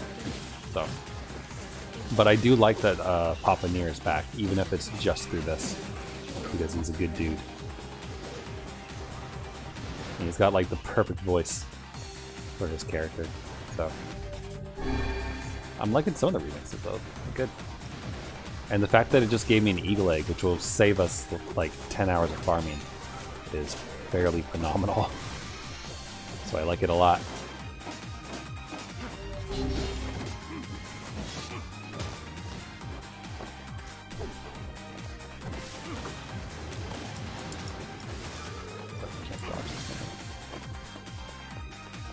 Or deflective. Oh yeah!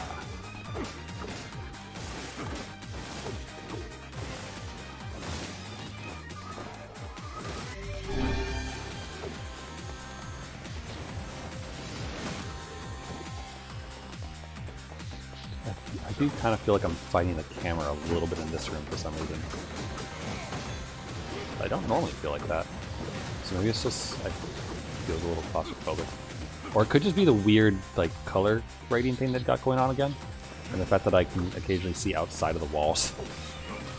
It's a little odd.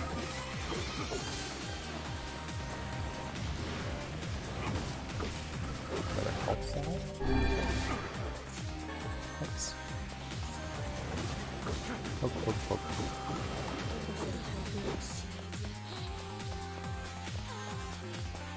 Ah, I want there to be a...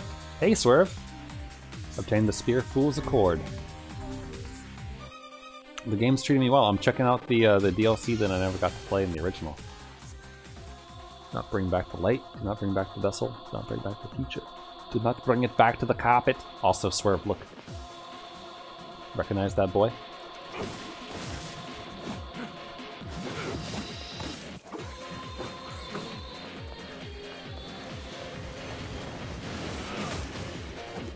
Also, I got an eagle egg from the previous room that we were just in. So, I'm pretty happy with that. You're trying really hard right now not to break the controller. Are you still doing the Dark Blast hard mode challenge thing right now? Is that what you're doing, Jay?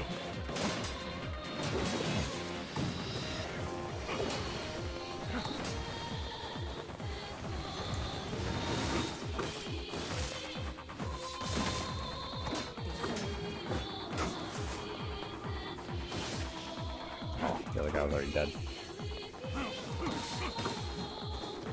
Also, Swerve, did you ever like use Dark Phantasm in the original game that much?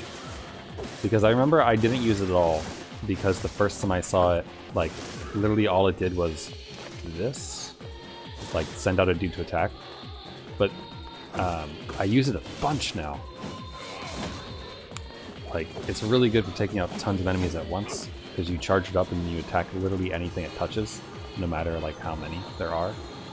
And then same with Gluttony,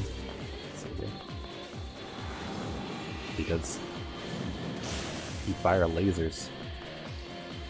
Can I press that? Yeah. You can't beat the game with Dark Blast because Rubrum is immune to magic phase, and in fact takes him out and have to go with Dark Blast. Well, at least you can beat most of the game with it, I guess. Right?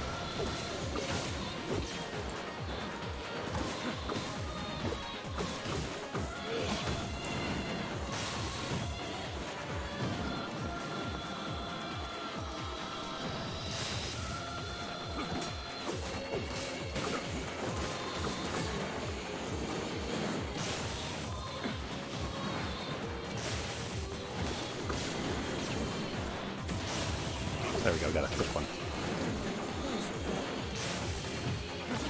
I don't know if you need to just charge it more, or if it's dependent on how many you're actually picking up for the thicker blast from Dark Gluttony. I guess you can just stand behind it to dodge, so that's the point. Let's let's use Whirlwind again. I haven't used that in a while.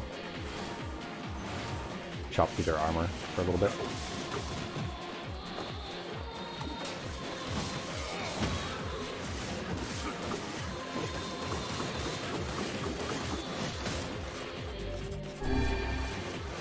That's too bad though that you can't like finish your challenge because of that.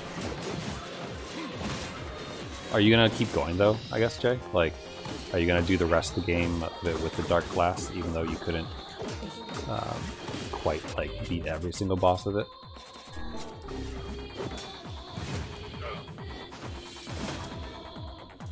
Poke, poke, poke. Hey, big boy.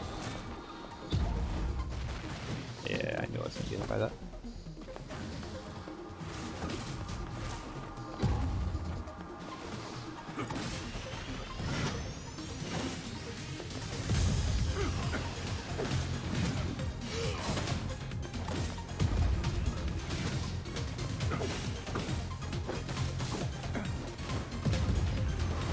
We do want to use our normal chip.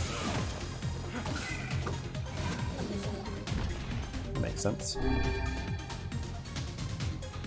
You don't want to dedicate an hour of your life for one boss on hard. Jay, have you ever played Dark Souls? Just curious. I feel great today. No cough, no fever. Watch out, world. Fiona's coming out to play. I'm gonna take Emil's head and play soccer with it. Every beam of light is an invitation to death. For shades? Yeah.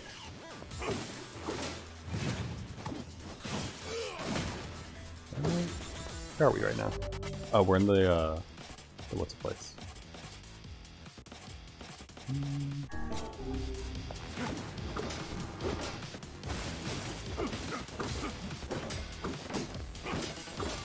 I remember spending what? How many hours? The first time I think I played Neo. I feel like I spent at least an hour on the first big ogre boss before I like finally figured it out and how to play the game and that it wanted you to be aggressive, and then things got a lot easier. So there are definitely other bosses that took that long or more. Let alone the Drakengard 3 ending song discussion that we were having earlier. Am I supposed to be going somewhere? Oh, you're going down. Okay. Confused. I didn't see a way to get over there, so. You don't like Dark Souls? Gotcha. Each their own. I very much adore Dark Souls. I think the first game is my favorite. We all know that Swerves is clearly Dark Souls 2. That's the favorite. For his Baro Pyromancer build that defeats all builds.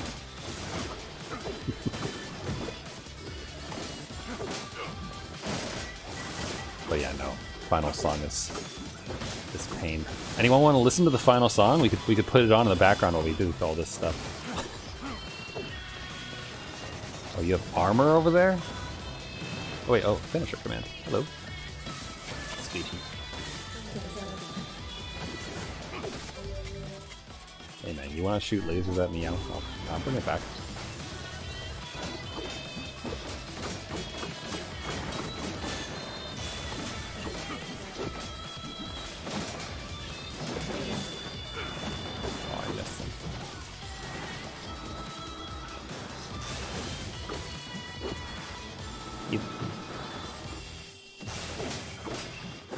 I think we'll swap for Lance. That seems like the better option here.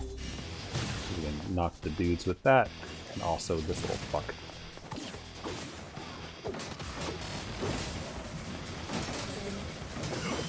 These guys definitely have way more health than your average bot dude, though. That's for sure. They're not dying to the Phoenix Spear like immediately, like everything else in the world.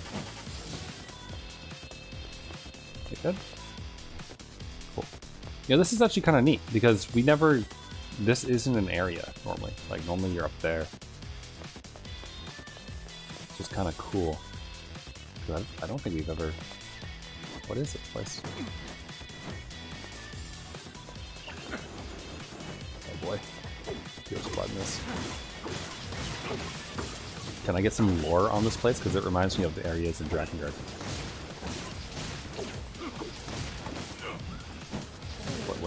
What are you? Wait, come back. Was that just a floaty dude, or was that something different? Oh, hello. Oh, you have a lot of health, don't you? Now.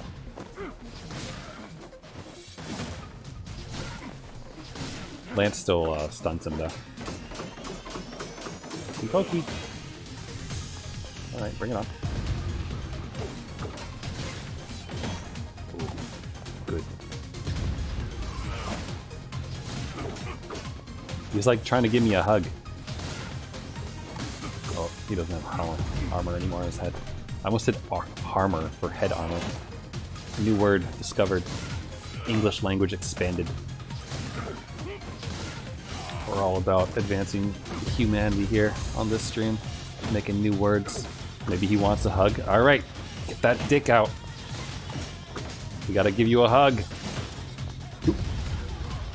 Hi, McKenny. How's it going? What if it's a child? Okay, then just a hug. Only a hug. McKenny. Okay, bye. I was gonna say, you gotta make plans for Megalobox, please. So we can watch it, because I haven't watched it yet still. The new episode. Ooh, good hit. Would not be ashamed to lose it all here.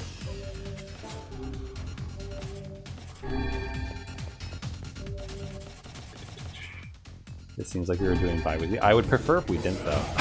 Oh, you bitch! I would prefer if we did actually, like, weekly. Because I do like being up to date with the show if possible. Oh, I didn't get the deflect.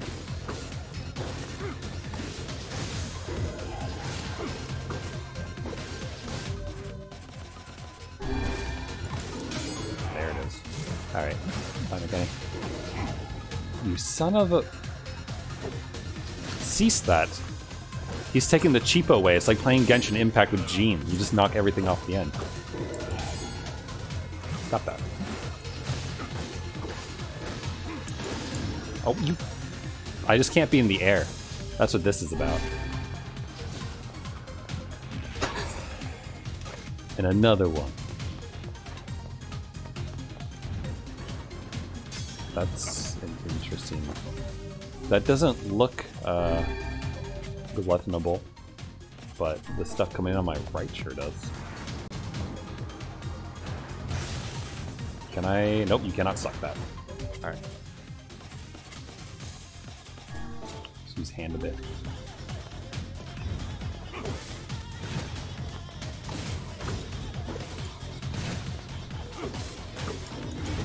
Nope. Alright.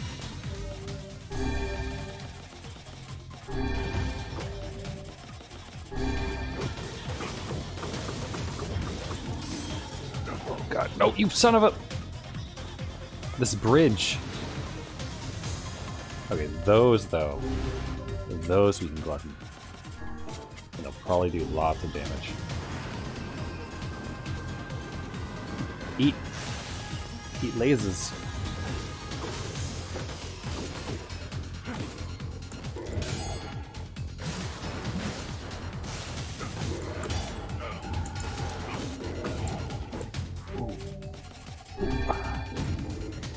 Knocked around real good here. Now that he doesn't have any armor, should be okay.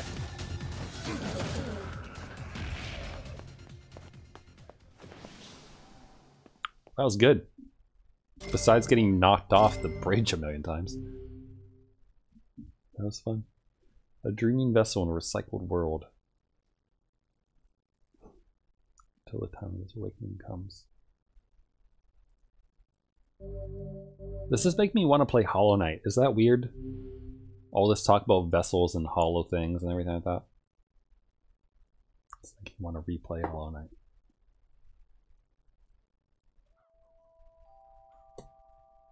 Is that all? Oh, yeah, that's all, Vice. Achievement unlocked, Dear Diary. Huh? That's gonna check that. That is for you completed the Recycle World quest. Is that the final entry of the diary? Seems that way. Interesting. You figure anything out? I fear not. Yeah, I'm not surprised. Cool, let's check those out. Weapons. These aren't new. Shows you how often I open this thing. Fool's Embrace. 200 attack power and takes Damascus Steel to upgrade. Well, I don't recognize it, so it doesn't look like it's Fierce Lament. No. Working with the heroic dragon motif used by a man who tried to save the world. It doesn't look like Kaim's sword to me. I was hoping for like Kaim's sword to be in here somewhere, honestly. Here's a cord. Pointy bit. A lance birth as part of a pact with an ancient red dragon. Okay, see now that's Dragon Guard reference if I ever saw one. And we have 100% weapon completion now. So we are at. Oh, you do have to take the quests again. Okay. I didn't realize that it reset your side quests when you went back. I forgot whether it did or not. So we have to take the moon quest from the Lady in Facade again. The one who wants pink flowers. And that should get us the, I think it's the last quest. Also, speaking of moonflowers, we have seeds. So let's see what we got. Gold moonflower seeds. And red. I don't think we're gonna get pink from this, but or peach or anything like that. Oh no, we did! We got peach! Houston, we have peach moonflowers. So we're gonna have to grow a bunch of those in order to get more seeds to give that lady. I think. There's one in the middle there. Okay.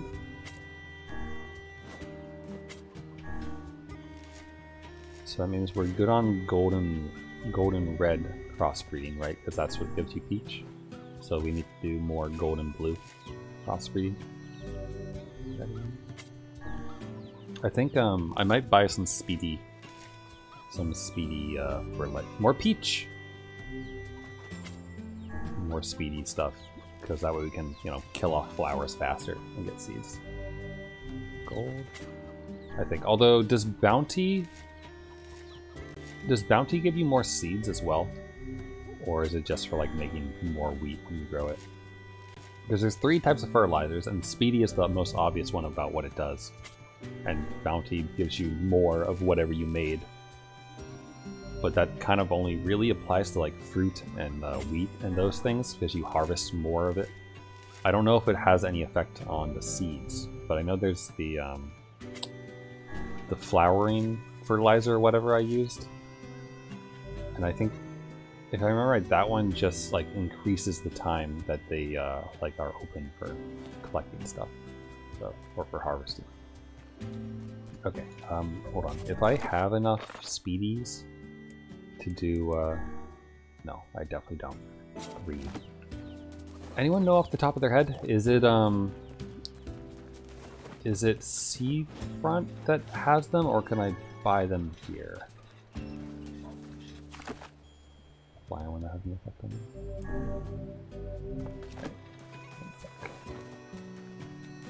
They definitely explain it at some point, right? Or maybe they gave us a shitty tutorial for it. Oh, there. Harvests. Literally doesn't give you anything about any bee as a tutorial. Oh.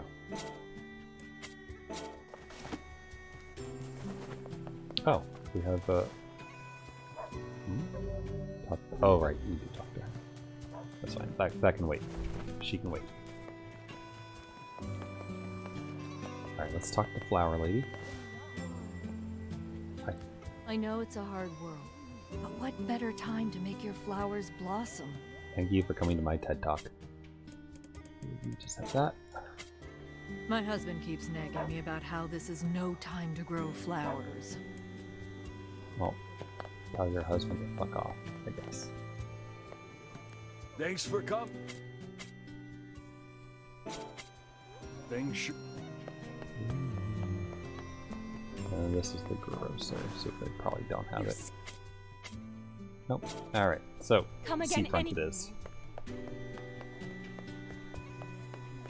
Well, let's go for a quick jog over to seafront.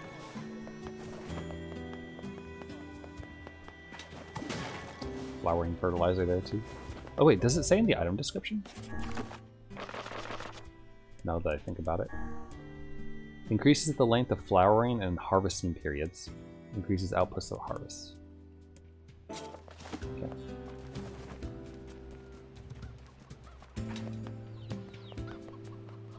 Thinking about plugging your 360 makes up. Do it!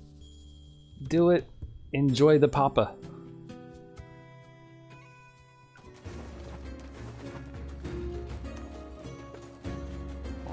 Big guy.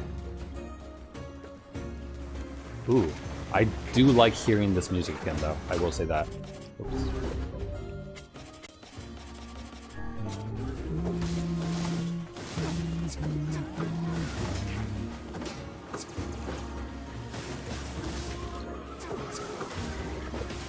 Kinda, you guys just gonna hang back there for a bit.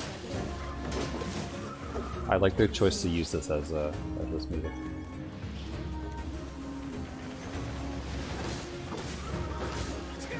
I wonder, they probably, I'd bet that the Junk Heaps music is replaced by the factory music. That would be my guess. I'm curious what they replace Emil's, his house with, though. I don't think we have a quest that brings us there, so we could just pop in real quick to see what music they use. I can't be the only one who's curious.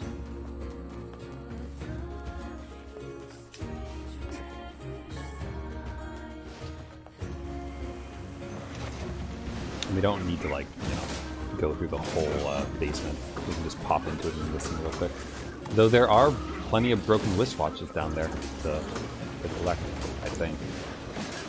That and maybe like one other item that's hard to find. Amusement park? Oh, that would make sense. That one's on like the slightly creepier side. Hold on, let me fight these guys first. I can't miss a farming opportunity for items that we might need. Iron ore. That makes it kind of worth it that we went over here, I think. Strength drop. And one more lad. Who is going to give me nothing that I want out there. Alright, let's go find out.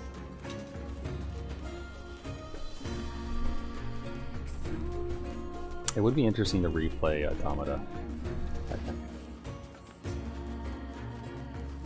Because if I remember correctly... What order did I play them in?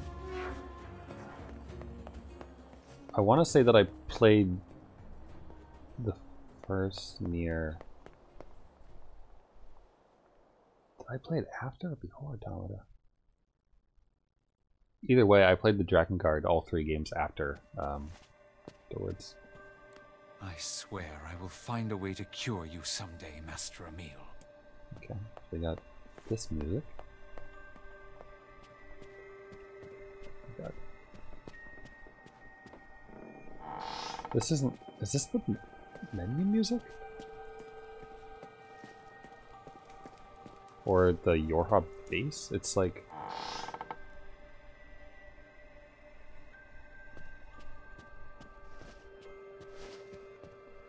the main theme, yeah.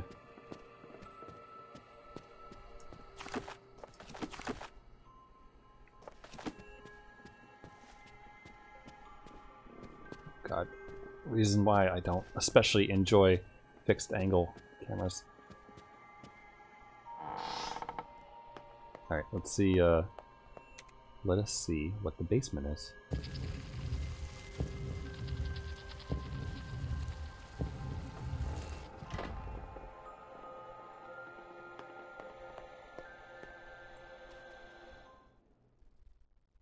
Alright, here we go. And we've got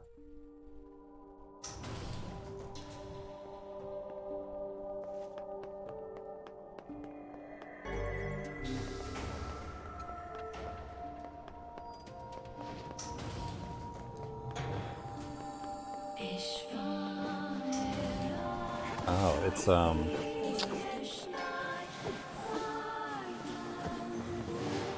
this isn't the village, right? This is like the sad music that plays when like shit's dying everywhere, right? Like does this play when 2B is like breaking down? Oops.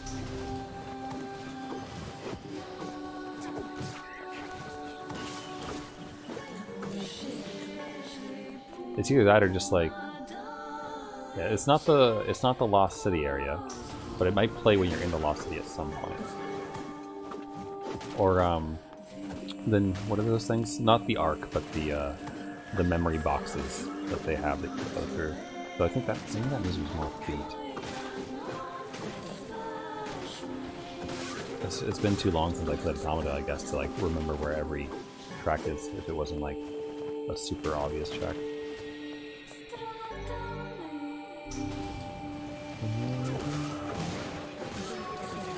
Wait a minute. No, wait a minute.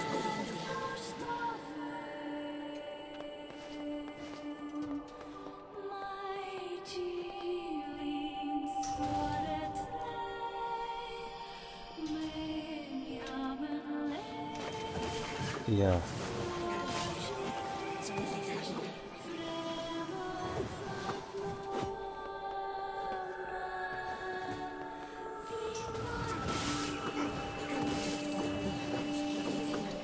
When Knight is going through the documents. Right.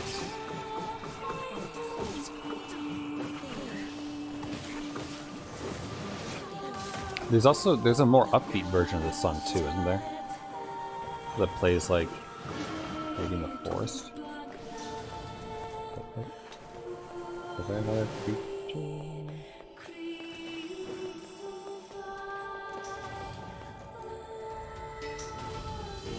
There we go. There we go. Okay, so the further you go, the more the music you get. Or rather, the more, like, upbeat.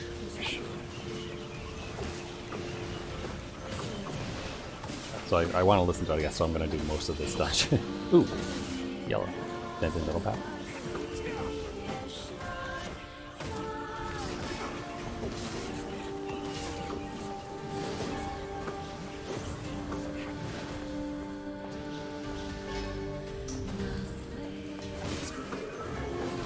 Dictionary, very nice.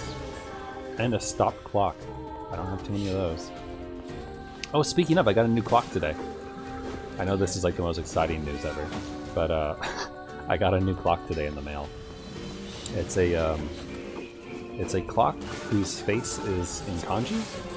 So you know, I have a picture of it, but I don't have it like super handy by it, so I won't pull it up yet. But so making it easy to remember the kanji for time and the kanji for, you know, 1 through 12 basically, because that's what is on the face. Because I figure the more daily like reading practice I get in kanji, the more it will actually stick. As opposed to giving into despair and like wallowing over how hard it is to remember such things. Because I hit that phase like a couple weeks ago or so again, where I was like motivated for a month on learning kanji. I was like doing good, sticking with it like every night, going in and studying and writing them out and stuff, and then I was like, ugh. There's 2,000 basic ones that you gotta learn in order to read a newspaper. Ugh. And like little kindergartners are running around knowing more than I do. It's like, oh, well, I mean, that's not surprising, but sometimes it's just very, it kills the motivation. It just feels very like hopeless, and like you'll never really surmount it.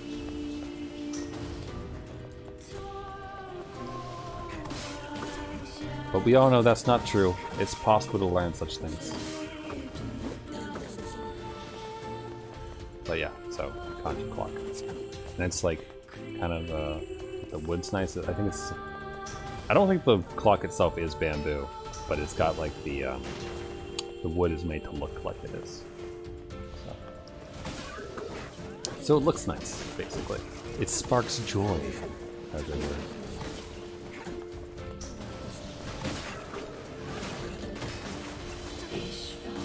But yeah, it's the little things in life, like buying bowls that you actually want to use.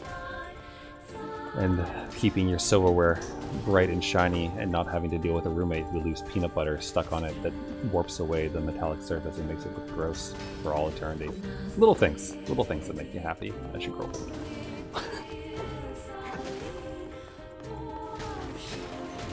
And yes, that is an oddly specific thing, and yes, my butter knives, a good number of them look awful because the person who I used to live with before I lived on my own would, like, you know, he'd eat like frozen chocolate donuts and like spoonfuls of peanut butter or like knifefuls of peanut butter after he got back from like exercising or bicycling and those things. And then we had a dishwasher, so he wouldn't actually like wash the peanut butter off for some reason because he thought that the dishwasher was actually going to clear it all out. So there would just be peanut butter on a knife for like half a week before we ran the dishwasher, or however long it took. And so the metal didn't look too good. And it kind of grosses me out every time I like grab one. So at some point I'll probably just buy new silverware, I think, and donate the ones I have. And see. Though I do wonder if I soaked it in Coca-Cola, would it get rid of it? Because Coca-Cola can take off rust, so it can probably take off peanut butter, right? Or whatever. I mean, it's not really peanut butter anymore, it's been through the washing many times, but whatever happened, the tarnish, I guess. I would describe it. Alright, let's see if the music changes or not. Okay, they got it.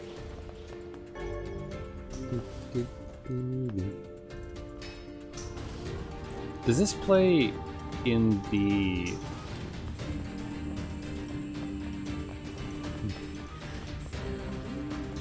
like between areas when you're running around the city during certain moments, maybe? Ooh, hello. Hello, loves.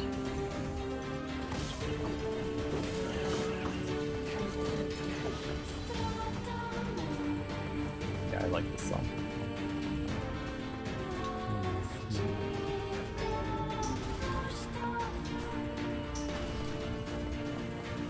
This plays as you go up one of the places too.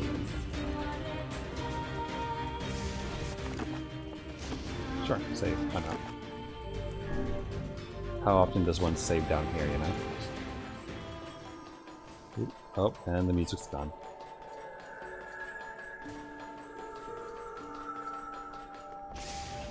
Surprised we can even go here.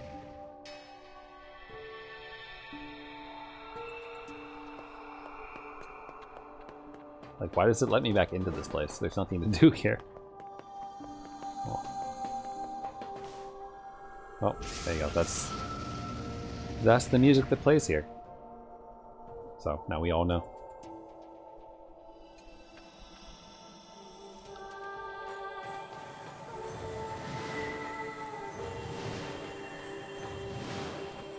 So, did all the shades respawn now that I've gone through here? Oh, probably. We're gonna have to fight our way back out, which is fine. I mean, honestly, I suppose the benefit of having that area over there that loads and reloads this area is that you can once again farm through it pretty well. So I won't complain about getting more opportunities to get broken clocks and everything else that they drop here. So, because you know we're gonna need to do it eventually. Gotta collect them dirty bags. Or bags, as people in the Midwest might say. One of my friends was telling me they have like the corporate office for their work is off in like Minnesota or something like that. And they had like someone visiting from there recently. And they were trying to figure out how to say haddock. And apparently the person from the Midwest was saying haddock. Like, I mean, that's how it's spelled. Haddock is spelled haddock, but no one pronounces it like that. You either say haddock, or sorry, you say haddock or haddock. Or, sorry, haddock or... No, you just say haddock. That's it. That's how you pronounce that word. So they were saying haddock. And it reminded me of a biology teacher that I had in high school who was, I believe, from the Midwest, because she would say bag, so she like put a long A onto the A in the bag. And you know, students kind of made fun of her for that. Well, not to her face, but you know, if you were doing an impression of that particular teacher, you'd say your bags. Wait, what? Why are you spawning now?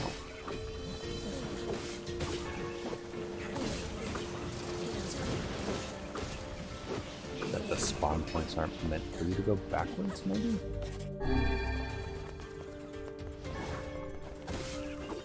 Kinda weird. There's one more shade down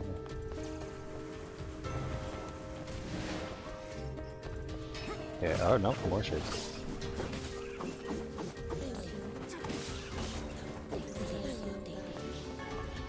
Cool.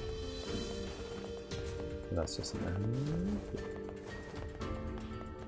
Neat. So, moving right along. I like that we can hide everything again, like I said.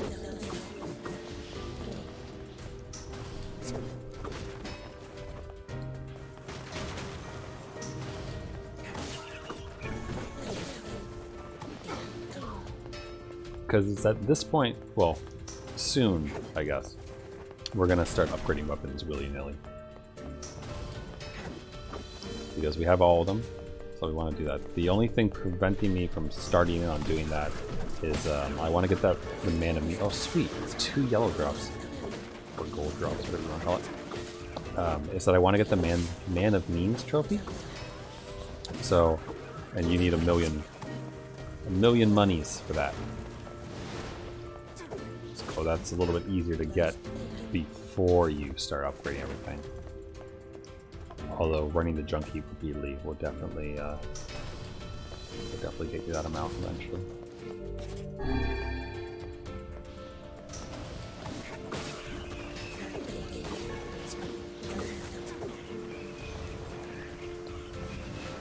Yeah, I haven't checked our actual amount in a while, how much money we have, but I'm sure it's pretty up there. Especially since we just did that DLC and that gave us a bunch of money too. I mean, got like 50,000 from one of those quests, 10,000 for another one. I don't remember what the other one was. Dented metal bat, thank you.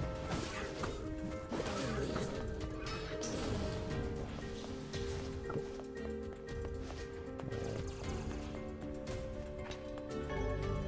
Does anyone remember? Did Dragon Guard 3 come out after Nier or before Nier Gestalt?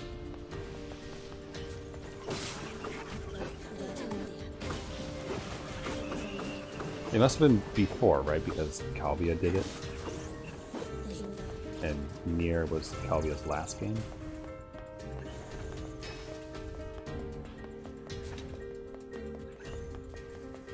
I wonder if any of the staff, like the original staff of Calvia, worked on Automata and or this.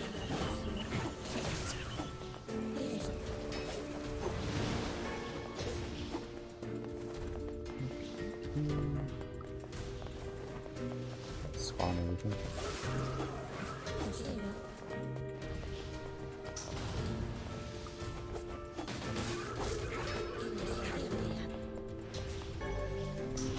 Ta, Fiori. Pa, pa, pa. Cool, wow, 36 now. Because that's necessary to win this game. I wonder how long it takes to get to level 99.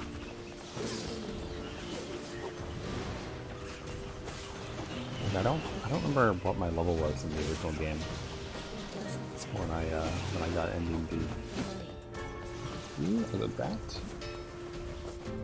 Oh, that's a Neo shooting lasers, not anyone else.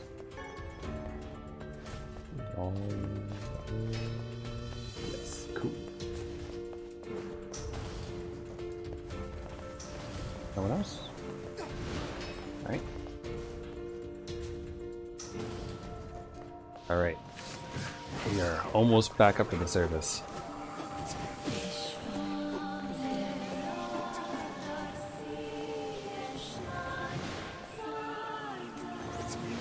and then we'll go to Seafront to buy our fertilizer and plant some moonflowers.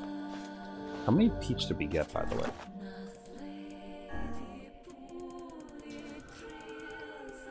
6 total. So we're going to want to plant those just to get more seeds from them. And just, you know, grow it kind of exponentially. And we'll also, I'll do a row of those, and then mix another one, I guess, somewhere else in there, and then do the rest gold and blue to try to get the other color. And also to get more peach. And if we're lucky, who knows? Maybe something will happen with the peach ones, but I'm pretty sure that the lunar tier, you have to do peach and the other crossbreed together in order to get it. So won't be seeing that yet. We gotta get the other crossbreed first.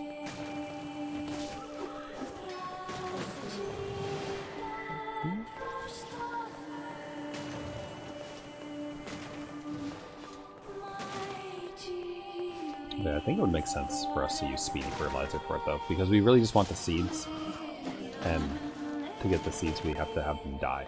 So the faster they grow, the faster they die. And since I'm not abusing my clock, you know, it's real time. Though given that I've been streaming the game like every other day, and then the off days are Mother 3, or for the Mother 3 fans, the off days are Nier Replicant. It's going alright, I think. Like waiting, I haven't really felt rushed. So.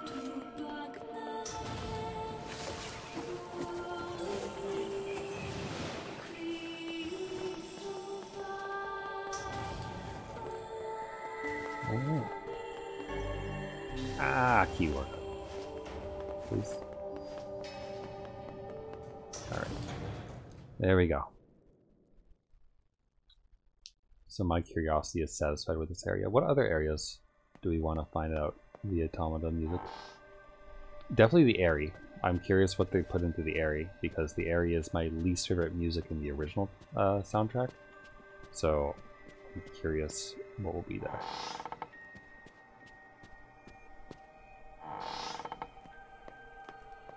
Yes. Simple. Rustic.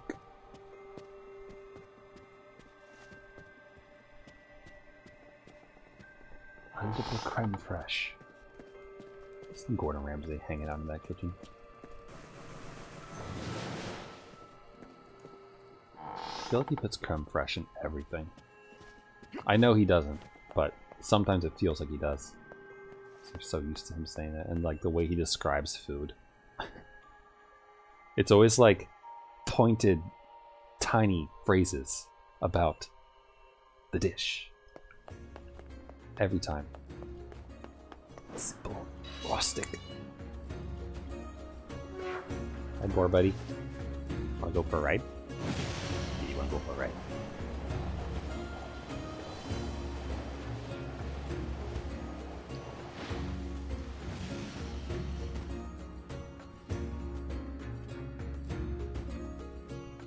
Okay, time to find out what Seafront's automata music is.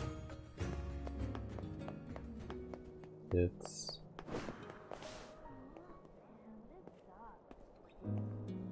Oh!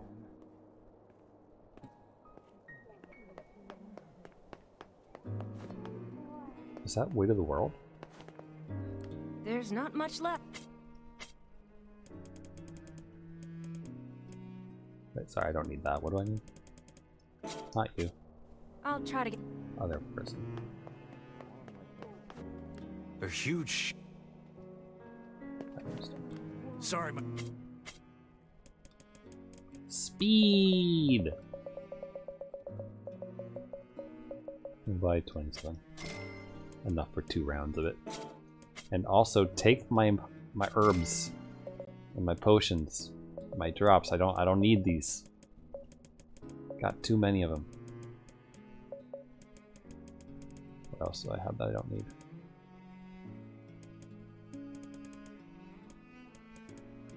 Take my tomatoes.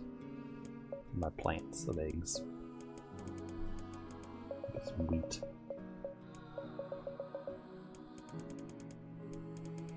You want my fish? You can have my fish. I don't need these anymore. Actually, we might need the carps, but the other stuff we don't need.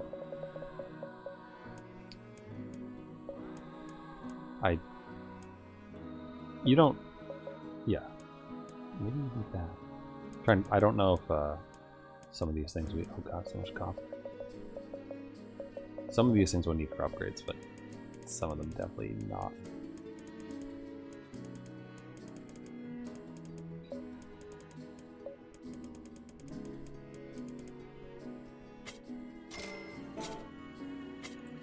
See you soon. Thanks. Husband and wife sure do Maybe enjoy this their isn't marriage. very well. It's something else.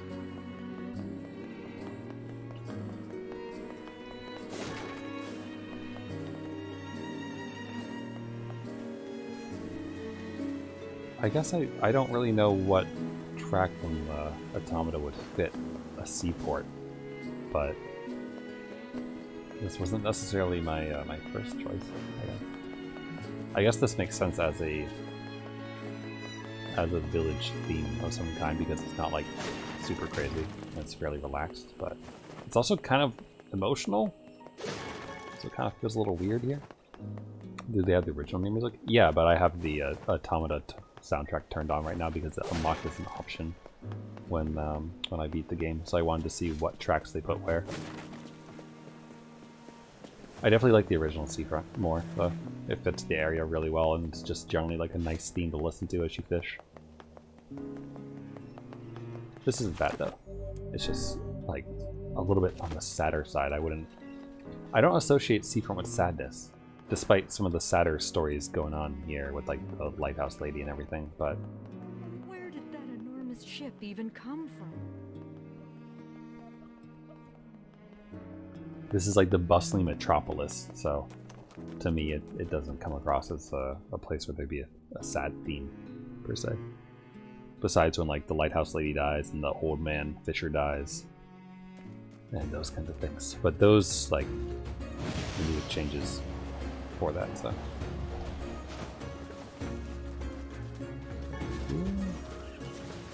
Hello, what have we? Y'all? Let's go to the ship.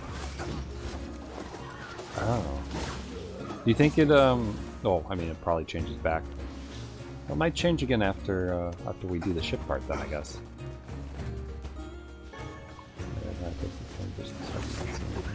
True. Well, I'm gonna keep the Nier Automata soundtrack on throughout the duration of the Route B.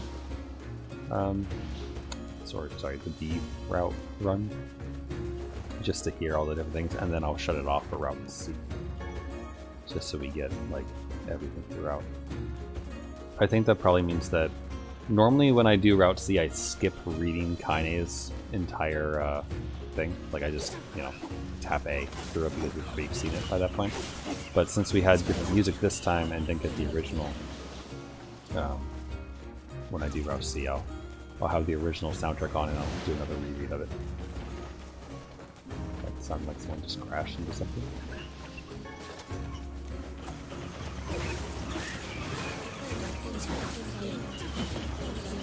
So, should I upgrade the Phoenix Sword with the Eagle Egg that we got from the DLC? Or do we upgrade the spear to level 3 and then check to see if it needs another Eagle Egg for level 4? Because I feel like you need more Eagle Eggs. Like, you need one to get to level 2 for the Phoenix weapons. But I feel like you need at least one more for the level 4 upgrade, if not possibly more than that. I just remember it being a like really, really nasty farming time to get it. So.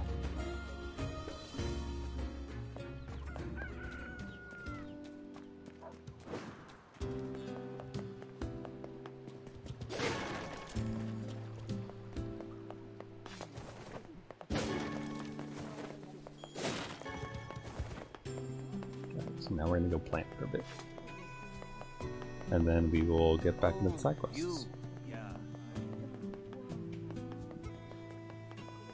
I Any giant eggs?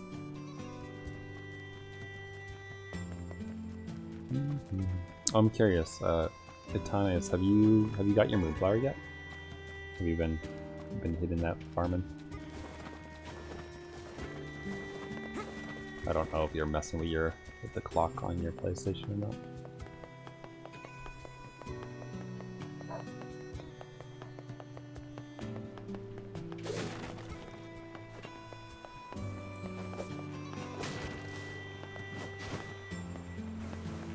I always think there's a box hiding over there.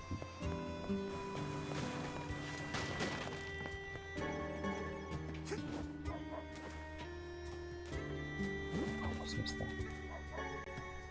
Thank you. Alright, save again.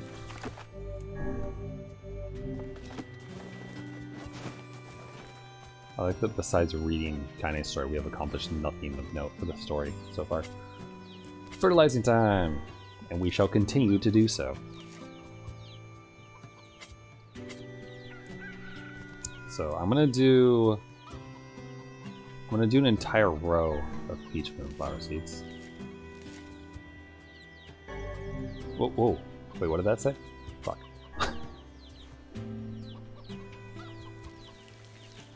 I accidentally clicked out of it.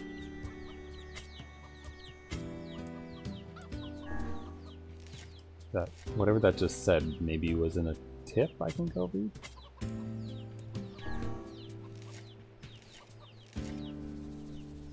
I just hope it wasn't important.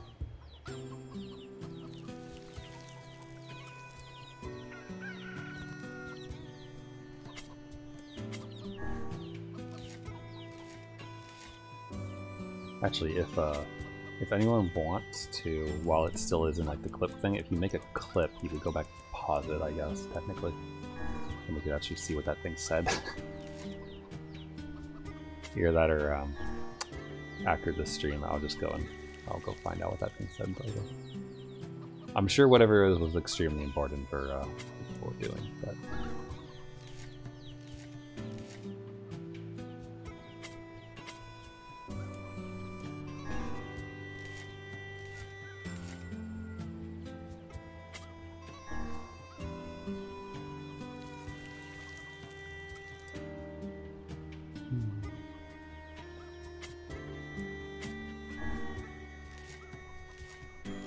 Shit, Dave are planting crops though. Gotta say.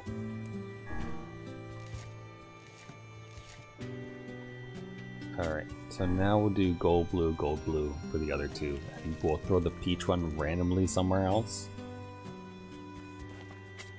Just for fun.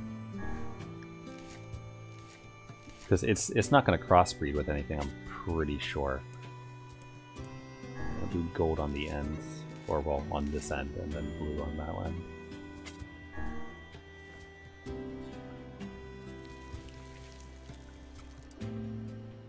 Thank you.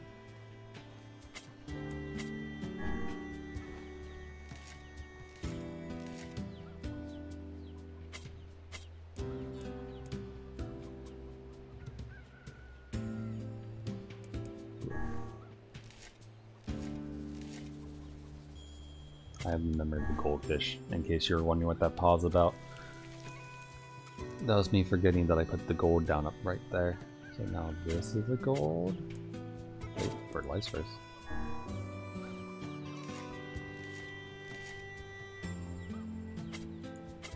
You notice how you never see any cows? Like, here, at all? Like, we have chickens, goats, sheep, pigs, and boars. And that's it, right? As far as animal life goes. But no cows. So I guess everyone drinks goat milk, if they drink milk. This is a blue.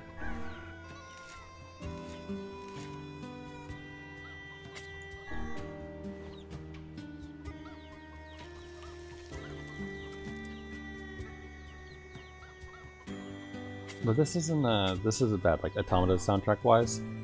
I feel like this is a pretty good one to have for the village. It, you know, for me, nothing will ever replace, I think, the Song of the Ancients here. But this is just as relaxing for doing the farming. So, good pick. Alright, we'll do blue, gold, peach, blue, gold.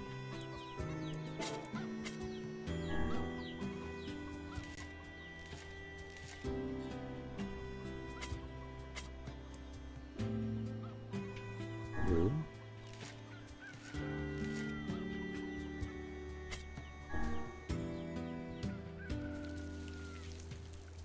Gold.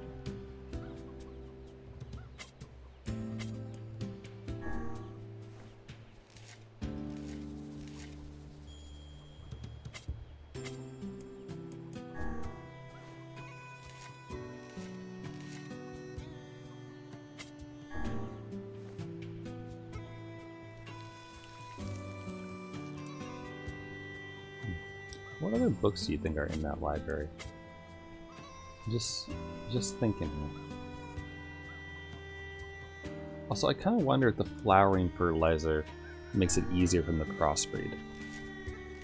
Like, if they're all in the flowering stages longer, wouldn't it stand to reason that, like, they'd have more likelihood of crossbreeding with each other when you do that? I don't really know how like, plant sex works, but they just spit up on each other everywhere, right? So if the stage at which they vomit everywhere and throw pollen up and make me sneeze all over the place is longer, then wouldn't it stand to reason that they'd crossbreed more? Possibly.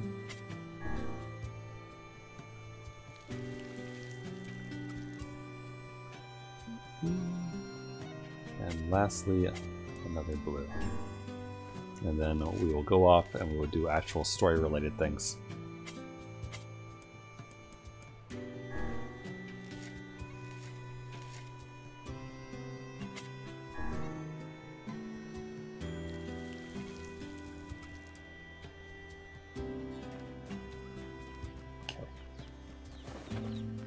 As tedious as it is to plant and water and fertilize those things, I actually do really enjoy it. Like, it gives you a good breather, I think, between fighting shades and doing all that. Hello. Hey. Oh, hi. I kinda thought you'd never talk to us again. I understand you're doing this for the village, and that you don't have a choice. Pretty much, yeah. But look, why don't you go talk to Popola? I think she wanted to discuss the Shadow Lord with you. I'm headed there next. Oh, and Devila? Yeah? Sorry about yesterday. I shouldn't have lost my temper like that. You don't need to apologize. Anyone would be upset when their friends are hurting. Let Emil and Kaine know that we're sorry, alright? Alright. You know, they missed an opportunity here. If they made it so that you could pet the dogs in this game, the internet would have loved it. And they would have ignored any glaring oversight in the game, just for that alone. Pretty sure that's how that works anyway.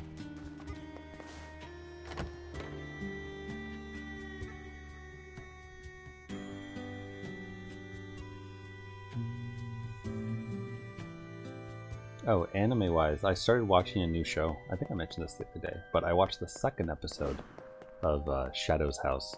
It's really good so far. I can't really say like what it is yet. Like, it's a mystery sort of, and they're like revealing the world slowly. But it's interesting, and the aesthetics of it all look really good. Popola?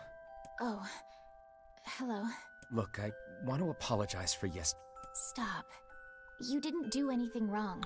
I don't know. So it's just like we've had a total of 4-ish characters introduced by the second episode or so. The first episode you spend with only 2, the main 2 characters, the doll and her the shadow master, who, like, the dolls are their faces because the shadow people don't have a face, so like the dolls are supposed to act as it, but they're also the maids. It's interesting. And then the second one you meet more of the maids, and another shadow, and you get a little bit more hint at like what's sort of going on, but also not really, like just small bits of things. So I don't think it's necessarily like a character drama like Wonder Egg was, but it feels like there's not a lot of people talking about it, and I feel like it might be a bit of a sleeper hit. Yeah, but neither did you. You're just trying to protect the villagers, and I jumped down your throat for it. It's very kind of you to say so. Regardless, please don't let it trouble you. Ahem. I believe there was something you wished to discuss with us. Oh, right. Yes, about that. You know about the lost shrine, right? No, we call it the Found Shrine now. It's been 5 years. We know where it is. The temple where I was first discovered. That's it. Well, it seems that the Shadow Lord's lair is connected to it somehow. Oh-ho. It was right under our pages the whole time. But the bridge that leads there is unusable. So take a boat. A boat? Forehead. Yes. The canal's finally been repaired. It took a lot longer than expected, what with the shades and all. I also asked them to provide a boat at the path to the Lost Shrine's back entrance. The ferryman will let you use it free of charge. That should make it easier for you to move from town to town. Thanks, Popola. I feel like you've done so much for me. I'm really grateful. All right, I'll see you around. And for the love of everything, be careful. You know what I just thought of? So, the mermaid thing and whatnot, and the fact that you lose the ferryman that you're used to after that event. Did the ferryman change in Nier Gestalt? Like, I feel like that would be a really easy way to tell if the content was cut for the international release or not. If the ferryman changed. No? The path above the entrance to the shopping district should lead to the boat landing. The entire plot would How be excellent to know the canal is finished. Hopefully this puts our days of running all over behind us. Nope. It doesn't, Vice. The faster we can move, the faster we can save Yona. Let's use it as often as we need. Yep. Not gonna... Oh wait, we had to... Actually, it doesn't matter. We're gonna take the boat from here. Including the marriage fights. He was a quest in the original though, wasn't he? Like, there was a quest for that couple.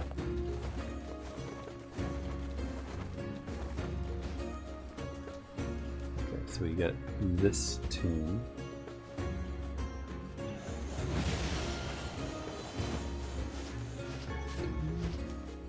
I want to see what the Ares is. I know we're going to go to all these places eventually anyway, but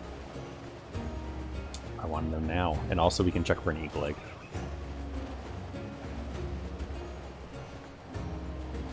Because you can never check too many times for an eagle egg.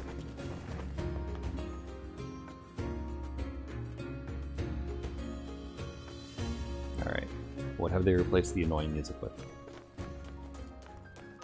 Oh, the Silicon City. Right?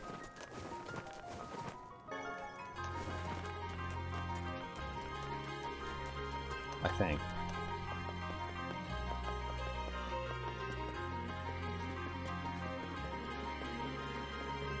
Or Coffee City, yeah, sorry. Silicon City, Coffee City.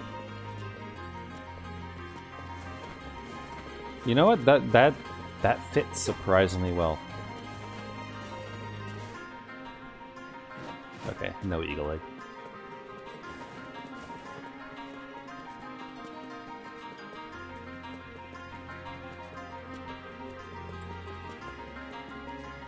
Also, there appears to be a fruit fly that has somehow managed to get into my room, so that'll be fun later. Definitely more welcoming. And, like, I mean, do I want to complain about the Ares soundtrack today? Yes, yes I do. The original Ares soundtrack is so... It is my least favorite use of music in the game. Because it makes sense for the boss fights, and it feels good for the boss fights, but literally every other time in the game it feels like it's so, like, overbearing music-wise, and doesn't fit at all. and it bothers me, and it probably bothers me the most just because like I spent so many hours like respawning the Aerie in order to get an egg. So it might be some of the frustration there that bled over, but I just feel like it doesn't necessarily fit when you're not actually fighting things. Alright, what about the Forest of Myth? The home of that blasted dream. Yeah. Truly a nightmare I hope never main to theme again? experience again. I hear you. Or is this... No, this is the moon base, right?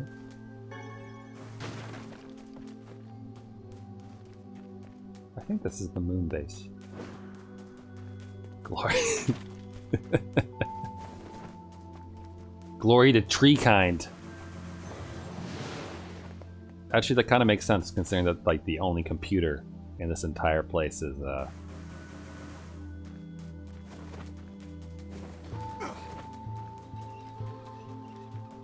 we go. It's a nice soundtrack.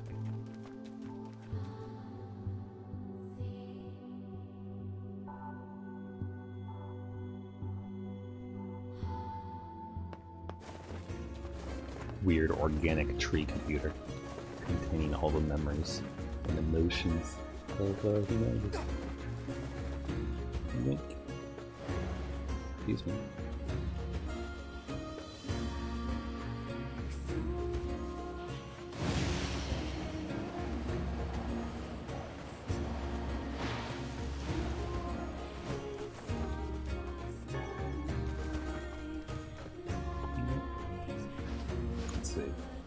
So we'll go to the Lost Shrine. Unless we want to go see if we can upgrade anything. But then again, I think after we go to Lost Shrine is when we get an option, right? Check this out. Yes. Yes, this is the case. Grubby Book. Was that a gold? I don't feel like I've seen that one.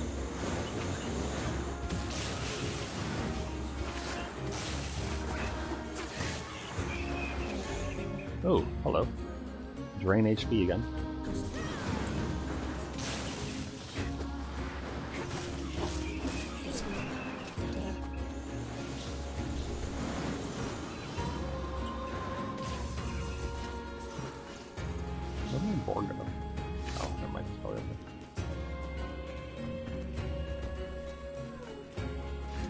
You know what? I'm gonna go and visit... Oh wait, actually it doesn't matter.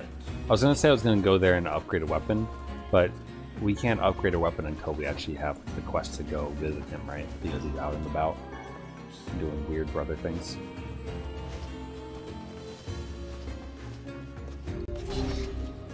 Hey buddy.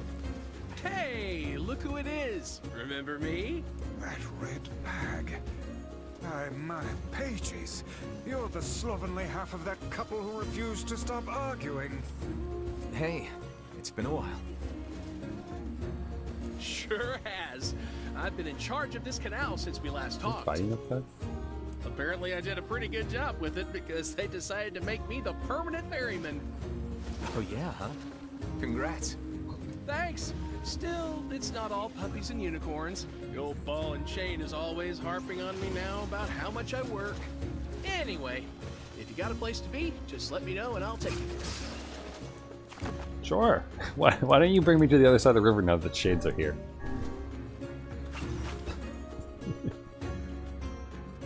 Alright, we get to hear what the Lost Shrine's replacement music is. Is there chanting? Lost Shrine's up ahead, just past this cave. As well as the Shadow Lord's castle. Let us make haste. I'm trying to think of a song when Tom was ahead. Like, you know, chanting in it at all. And nothing's coming to mind.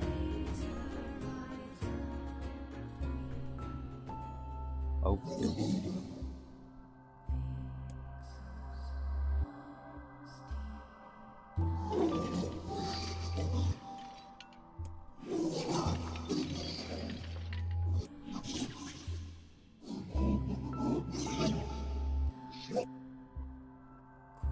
Different. Also, question. I haven't been reading the Shades lines for the entirety of the run. Because, you know, they make noises, so I just kind of let them speak, I suppose. And I've been assuming that you can read the text on the screen. So I can keep doing that, but if anyone can't read the text on the screen, I can read the Shades lines out loud after they make their gorple noises.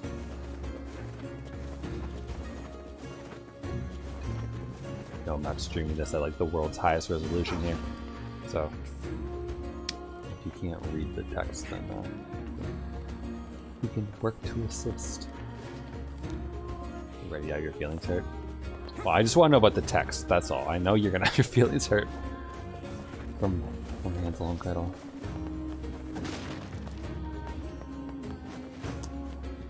I can't help your feelings, but I can help your eyes.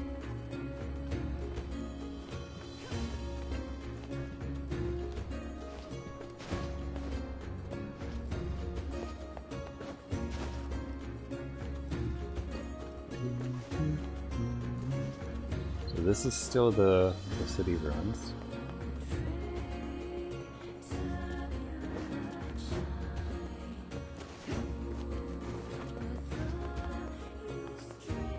So we have weird chanting or snow in the summer normally in this area.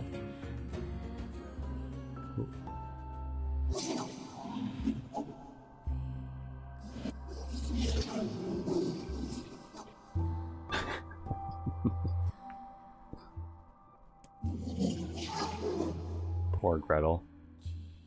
Sad that Vice is gone, of all things.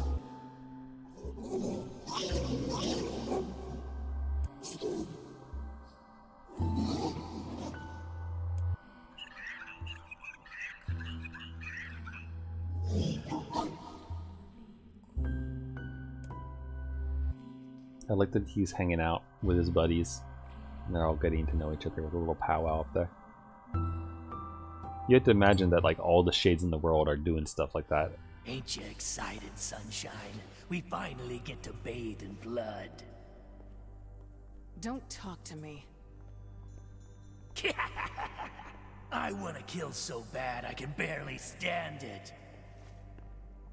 Okay, Jack Nicholson. Ooh.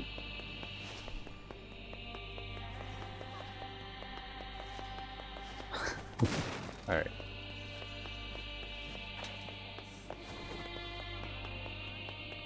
We have the nasally. Is this a desert music? Or no? What is this? It's a factory?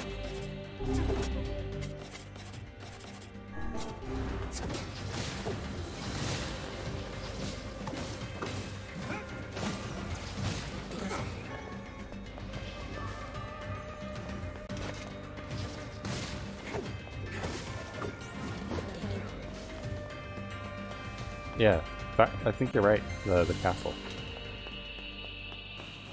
like the insides of those things, or is it just the castle, or does it have the same music?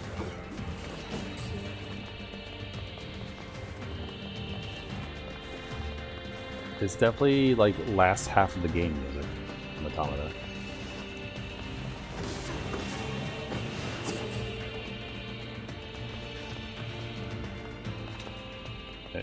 I imagine it will intensify as we go up the stairs.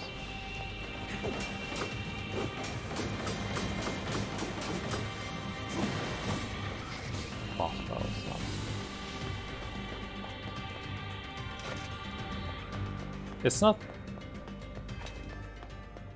It's not the very opening one, I don't think. I don't think that one had been. Yeah, it's not the fight against the big fish thing.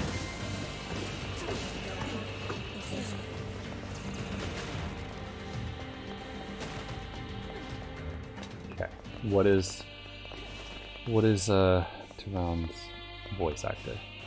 What else has he done? Yeah, we got good trivia coming.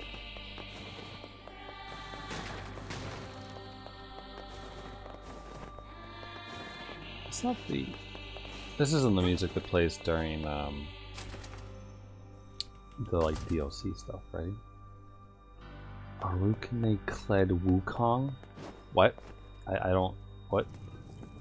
Whomst?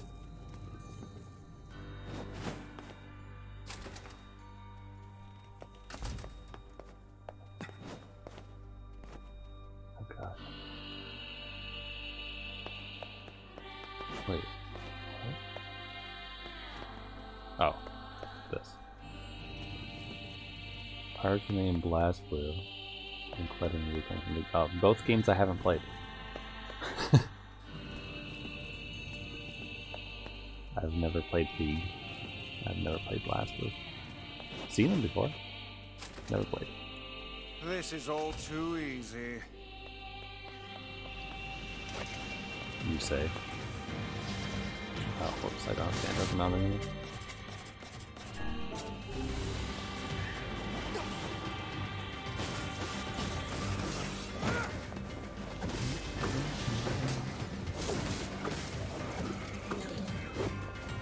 Doesn't play when they're infected, does it? No.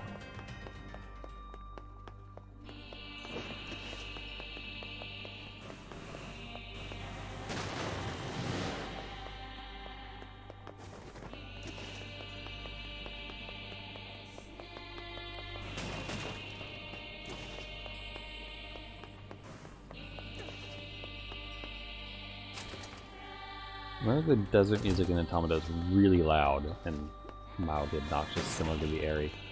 But it wasn't this music. What about when the machines are trying to impregnate each other and then Adam and Eve get born? It's not during that part. Oh wait!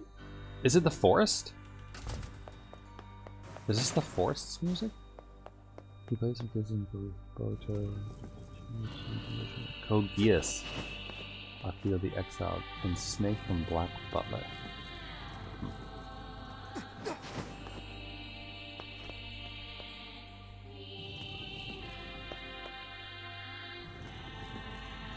Wait, why am I bringing this garbage?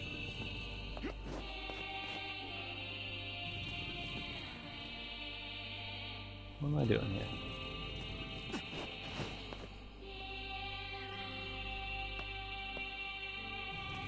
Actually, wait, really though, what am I doing here?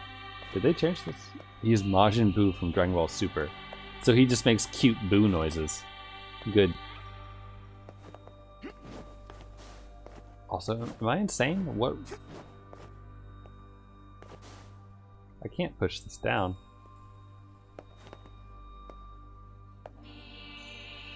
Hold up. I'm gonna reset it real quick. I think it resets it.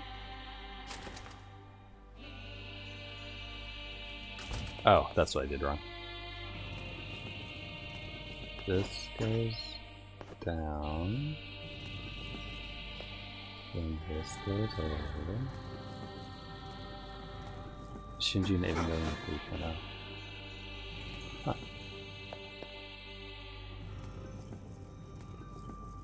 So not... They didn't have Spike for that, right? Spike Spencer?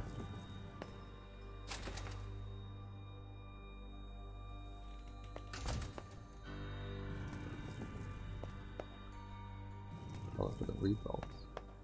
What, did they get Spike for that, actually? It is Spike Spencer? Okay.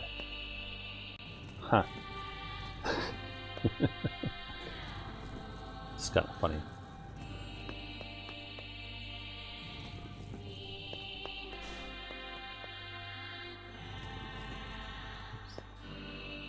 One. It's always funny, I think, when like you know one voice actor for a specific role, and you have other things that are a bit different. Oh, the shade is telling us to turn back. What's with these guys? Certainly not your garden variety of shades. Their bodies aren't fully functional. Say, I've heard of this. A cursed area where incomplete shades gather. Oh, that's weird. I'm now picturing Shinji whenever he talks. Shinji grew up and became a creepy old man. That's what this voice is. He's hanging out on the beach with Asuka, getting ready to get the rest of mankind going, and this is his voice.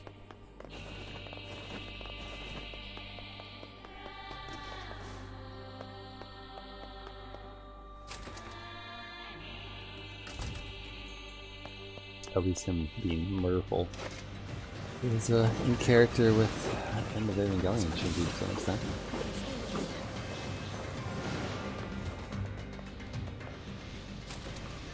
Oh, sorry, bye.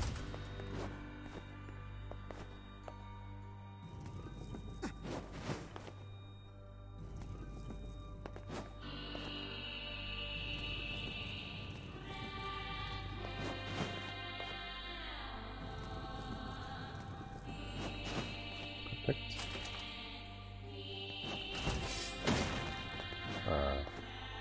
Okay. Okay.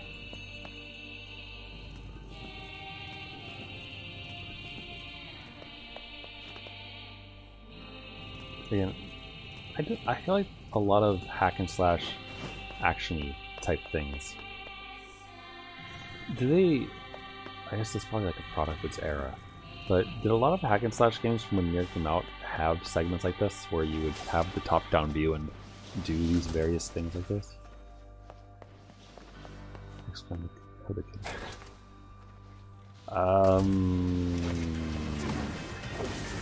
Yona strength. That's all I got. Motivation by sister. That's it. It's like when when a mom like sees her baby about to be like hit by a bus or something, and she just jumps in front of it and stops the bus with her bare hands from adrenaline and mama energy. That's what he was doing. Oh, Yona. Sisterly love. Brotherly love, I suppose. Sweet home Alabama.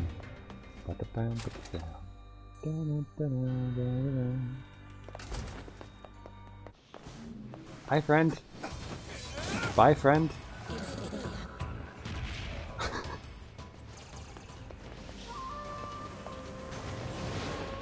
What? Yeah, this is the forest music, right? The forest castle.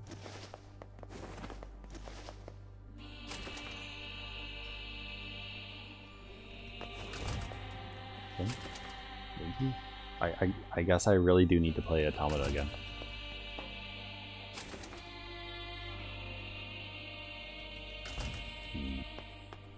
All this for some boxes that probably don't even have anything in them. If it was from the one machine that demands combat. Oh, the teacher? The dojo dude? I think that was like the name of the quest or something, dojo, maybe. Maybe. It's been so long, like he was one of the first things I fought.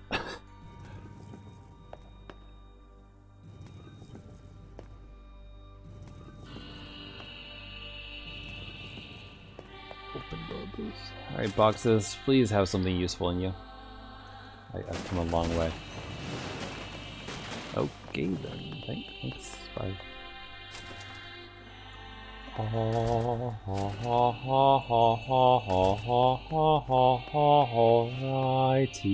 then.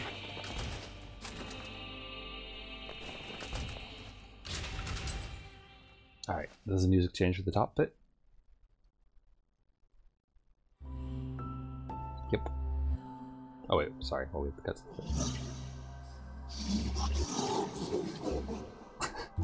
Your dogs react to Ace Ventura quotes.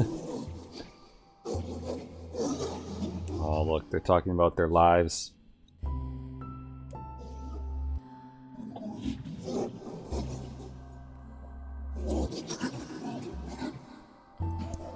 Have that heart to heart. I hope we can spend the rest of our lives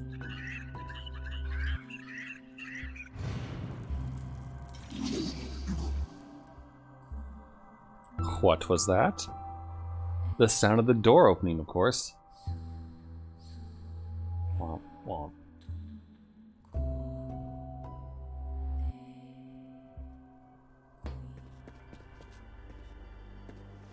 What? Kaine, Emil?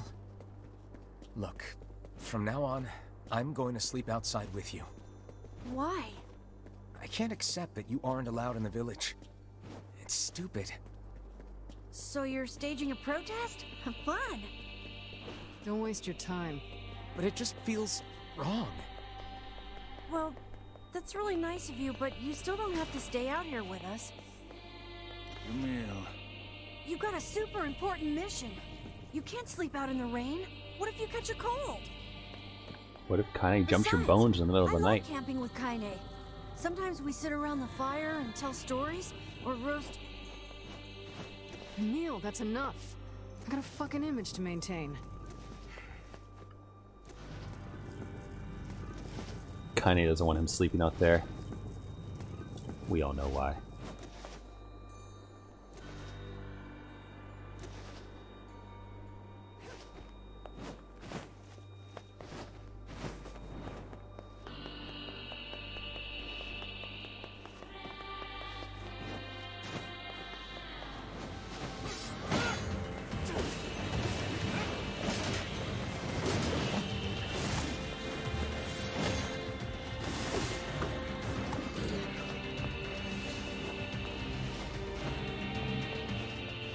I think anything spawns up here unless you have the quests, so it's just boxes. We got some magic and strength drops, so that's a plus.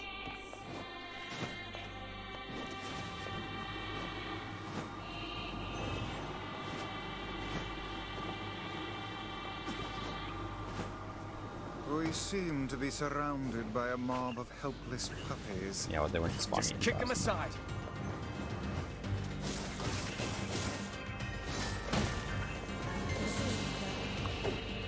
Poor little school kids.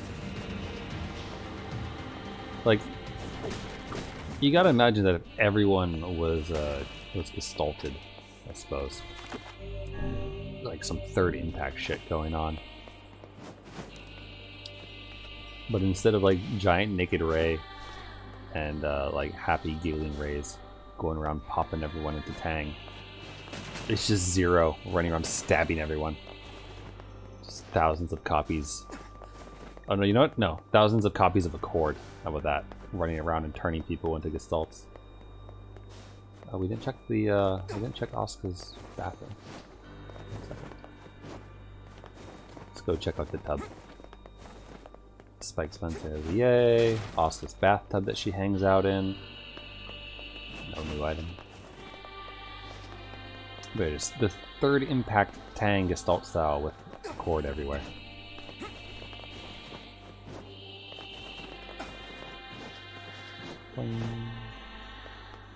Well, have you read the is the Utahime 5 comic, the comics?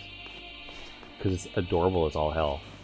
It's the Zero's sisters in like cute chibi form going around and quote unquote saving the world.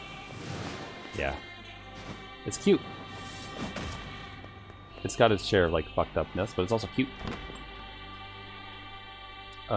In Toner Alice, a speedrunner of Dragon Guard 3 on Twitch, linked me to the comics before, so I got to read them, which is nice.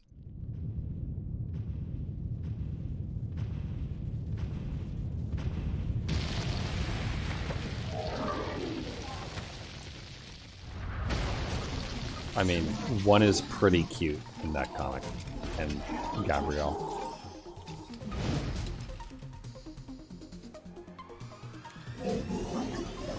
Damn you, he says. What's going on? There's dozens of them! You can't stop us. There's dozens of us! These are creatures of the darkness. And yet Lure they them die. to the light.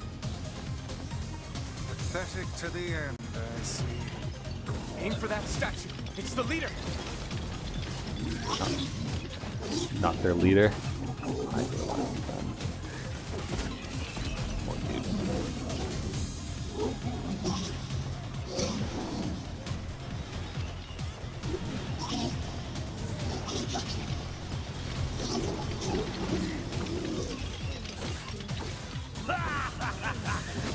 You're funny. I'm gonna start crying here.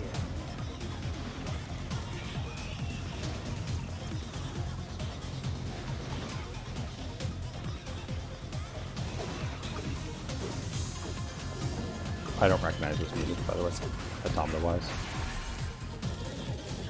Sounds like it's a remix.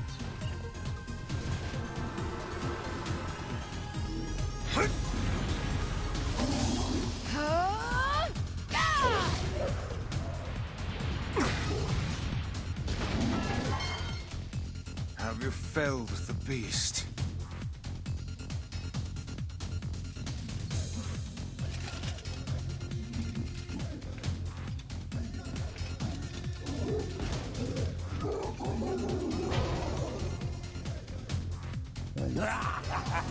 This is one stubborn son of a bitch. Damn it, damn it, damn it! Hey there, sunshine. You ain't feeling bad for this week, are ya? Ain't no turning back now. You got a lust for blood. Embrace the slaughter.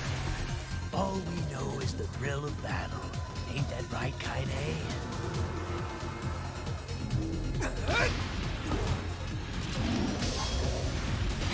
Honk. Oh, right in the shade.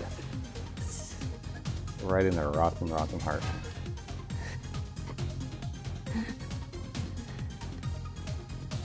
Oh, you're kidding me!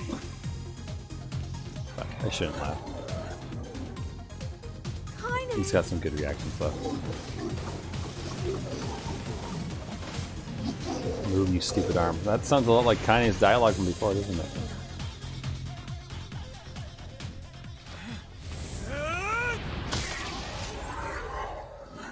Oh, I should have used the axe. It looks hilarious when you use the axe for this, because he stabs them with the pointy end of it, not the blade of the axe. Stop, the dialogue is good. I'm gonna get all their dialogue during C. Kind of going for the speedrun trophy from him, because I don't have it yet.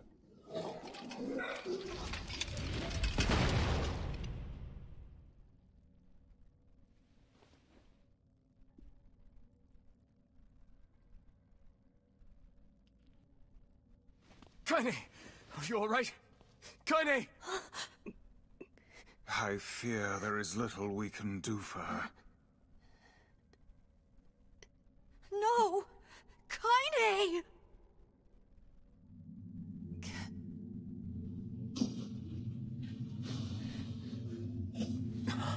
What is happening? It's all over for you, sunshine. Kaine! Kaine!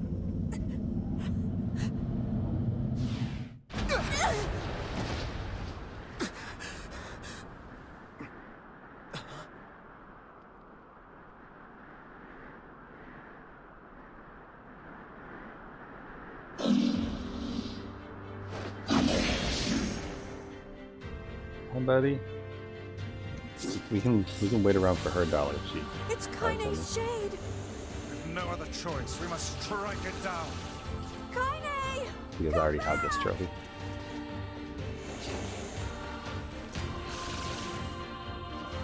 You want to give me anything else? Dialogue?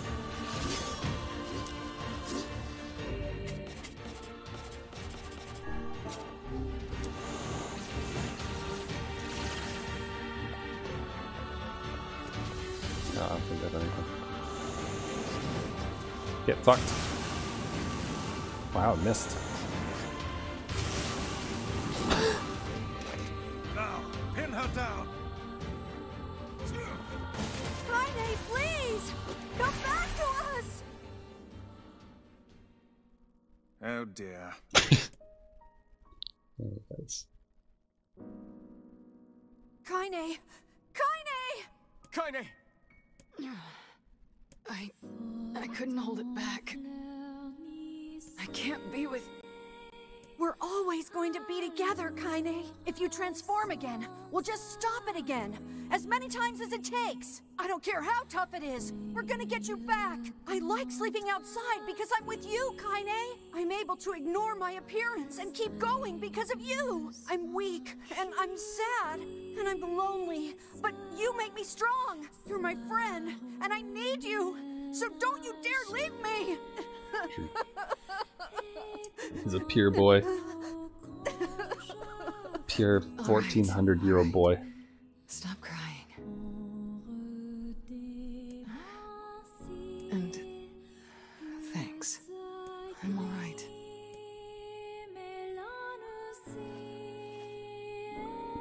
"1400-Year-Old Virgin," the new movie starring Steve Carell. Over there.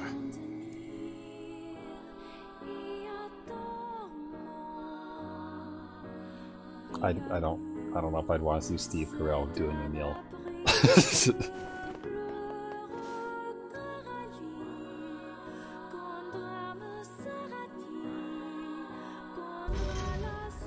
And what is this, hmm? It's me.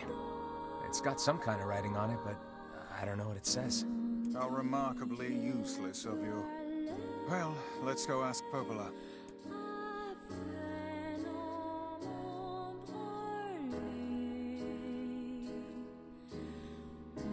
It's a cipher of some kind.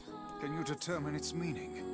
I think this is the key to unlocking the Shadow Lord's castle. I think, she says. I think. Here, take a look at this. You know, Popola. I wrote down all the words I can understand. This fragment is called the Stone Guardian. I don't know. Like, none of... Like, I still question this about, like, why the hell Popola and Della help you. I mean, like, they have to keep up appearances, I assume, to some extent. But, like, they could have kept you on, like, a wild goose chase for a long time. There are spaces here for 4 other fragments as well. Sacrifice, the Law of Robotics, the Memory Tree, Loyal Cerberus. The Law of Robotics probably refers to the Junk Heap, and the Memory Tree might be the Forest of Myth. But as for Sacrifice and Loyal Cerberus, I don't have a clue. Not a problem. Hmm?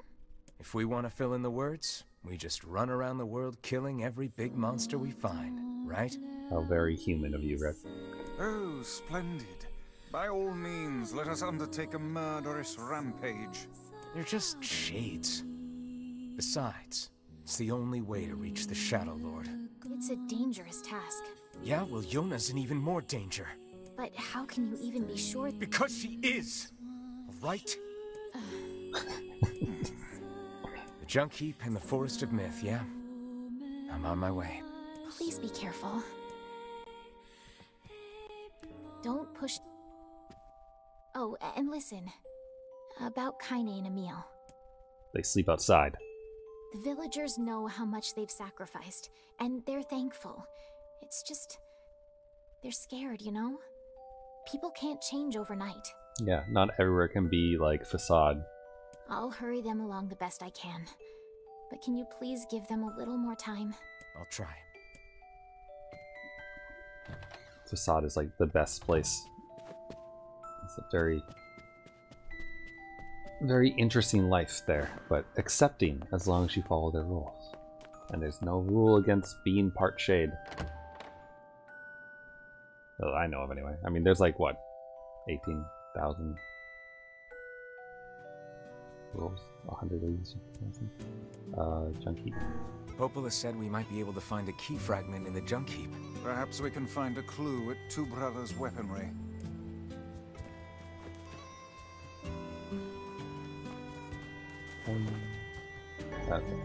So, I think what I will do is I will save at my house, and then we'll end the stream here, because that way, next stream, on, well, probably Saturday, I guess. I can do a long stream on Saturday. But tomorrow will be more Mother 3, because I like to alternate between games a bit, because it's fun that way. But that way, I can, like, saving here will let me, you know, log in, quote unquote, tomorrow and look at the flowers and do things, so I can keep growing the flowers off stream so that I don't have to, like, take up too much time with that. But yeah, probably sometime Saturday. It's gonna be hard for me to resist playing it a bunch, so. But if you miss stuff and you want to see it, though, there's always a YouTube archive if I'm not live whenever you're back around. Sometimes. Though, like, with there being, like, just mainly story quests and not really bunches of side quests to do, who knows, we might, like, end up going through all of the semi-quickly. Though the mermaid part did take longer than expected. So I would guess that it takes, like, well, depending on how fast you're going, I suppose, like 4 hours or so for each bit, maybe.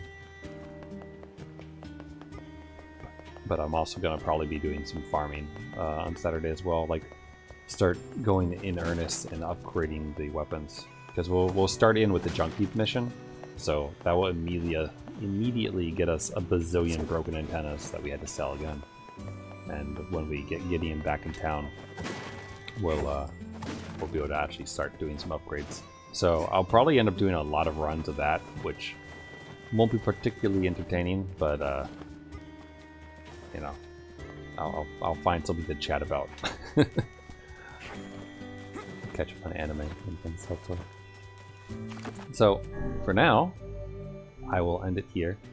Asking for topics to rant about. I could do that. I could also just, like, open up Twitter or something, you know? But no, it's fine. I talk about a lot of random shit. Well, bring up Buttercup wrappers? Wait, this sounds familiar. Didn't he go on about how, like, Reese's cups are, like, the worst or something because of the wrappers or some shit? Yeah, I don't remember. I remember there being something about candy.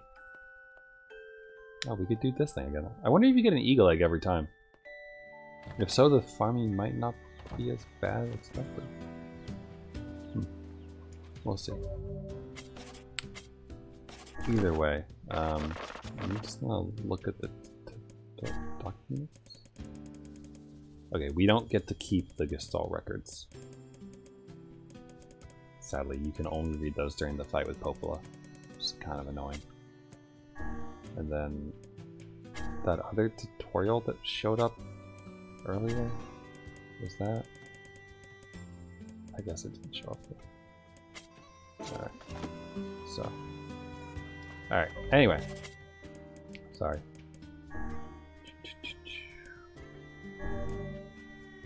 So, thanks for hanging out and watching.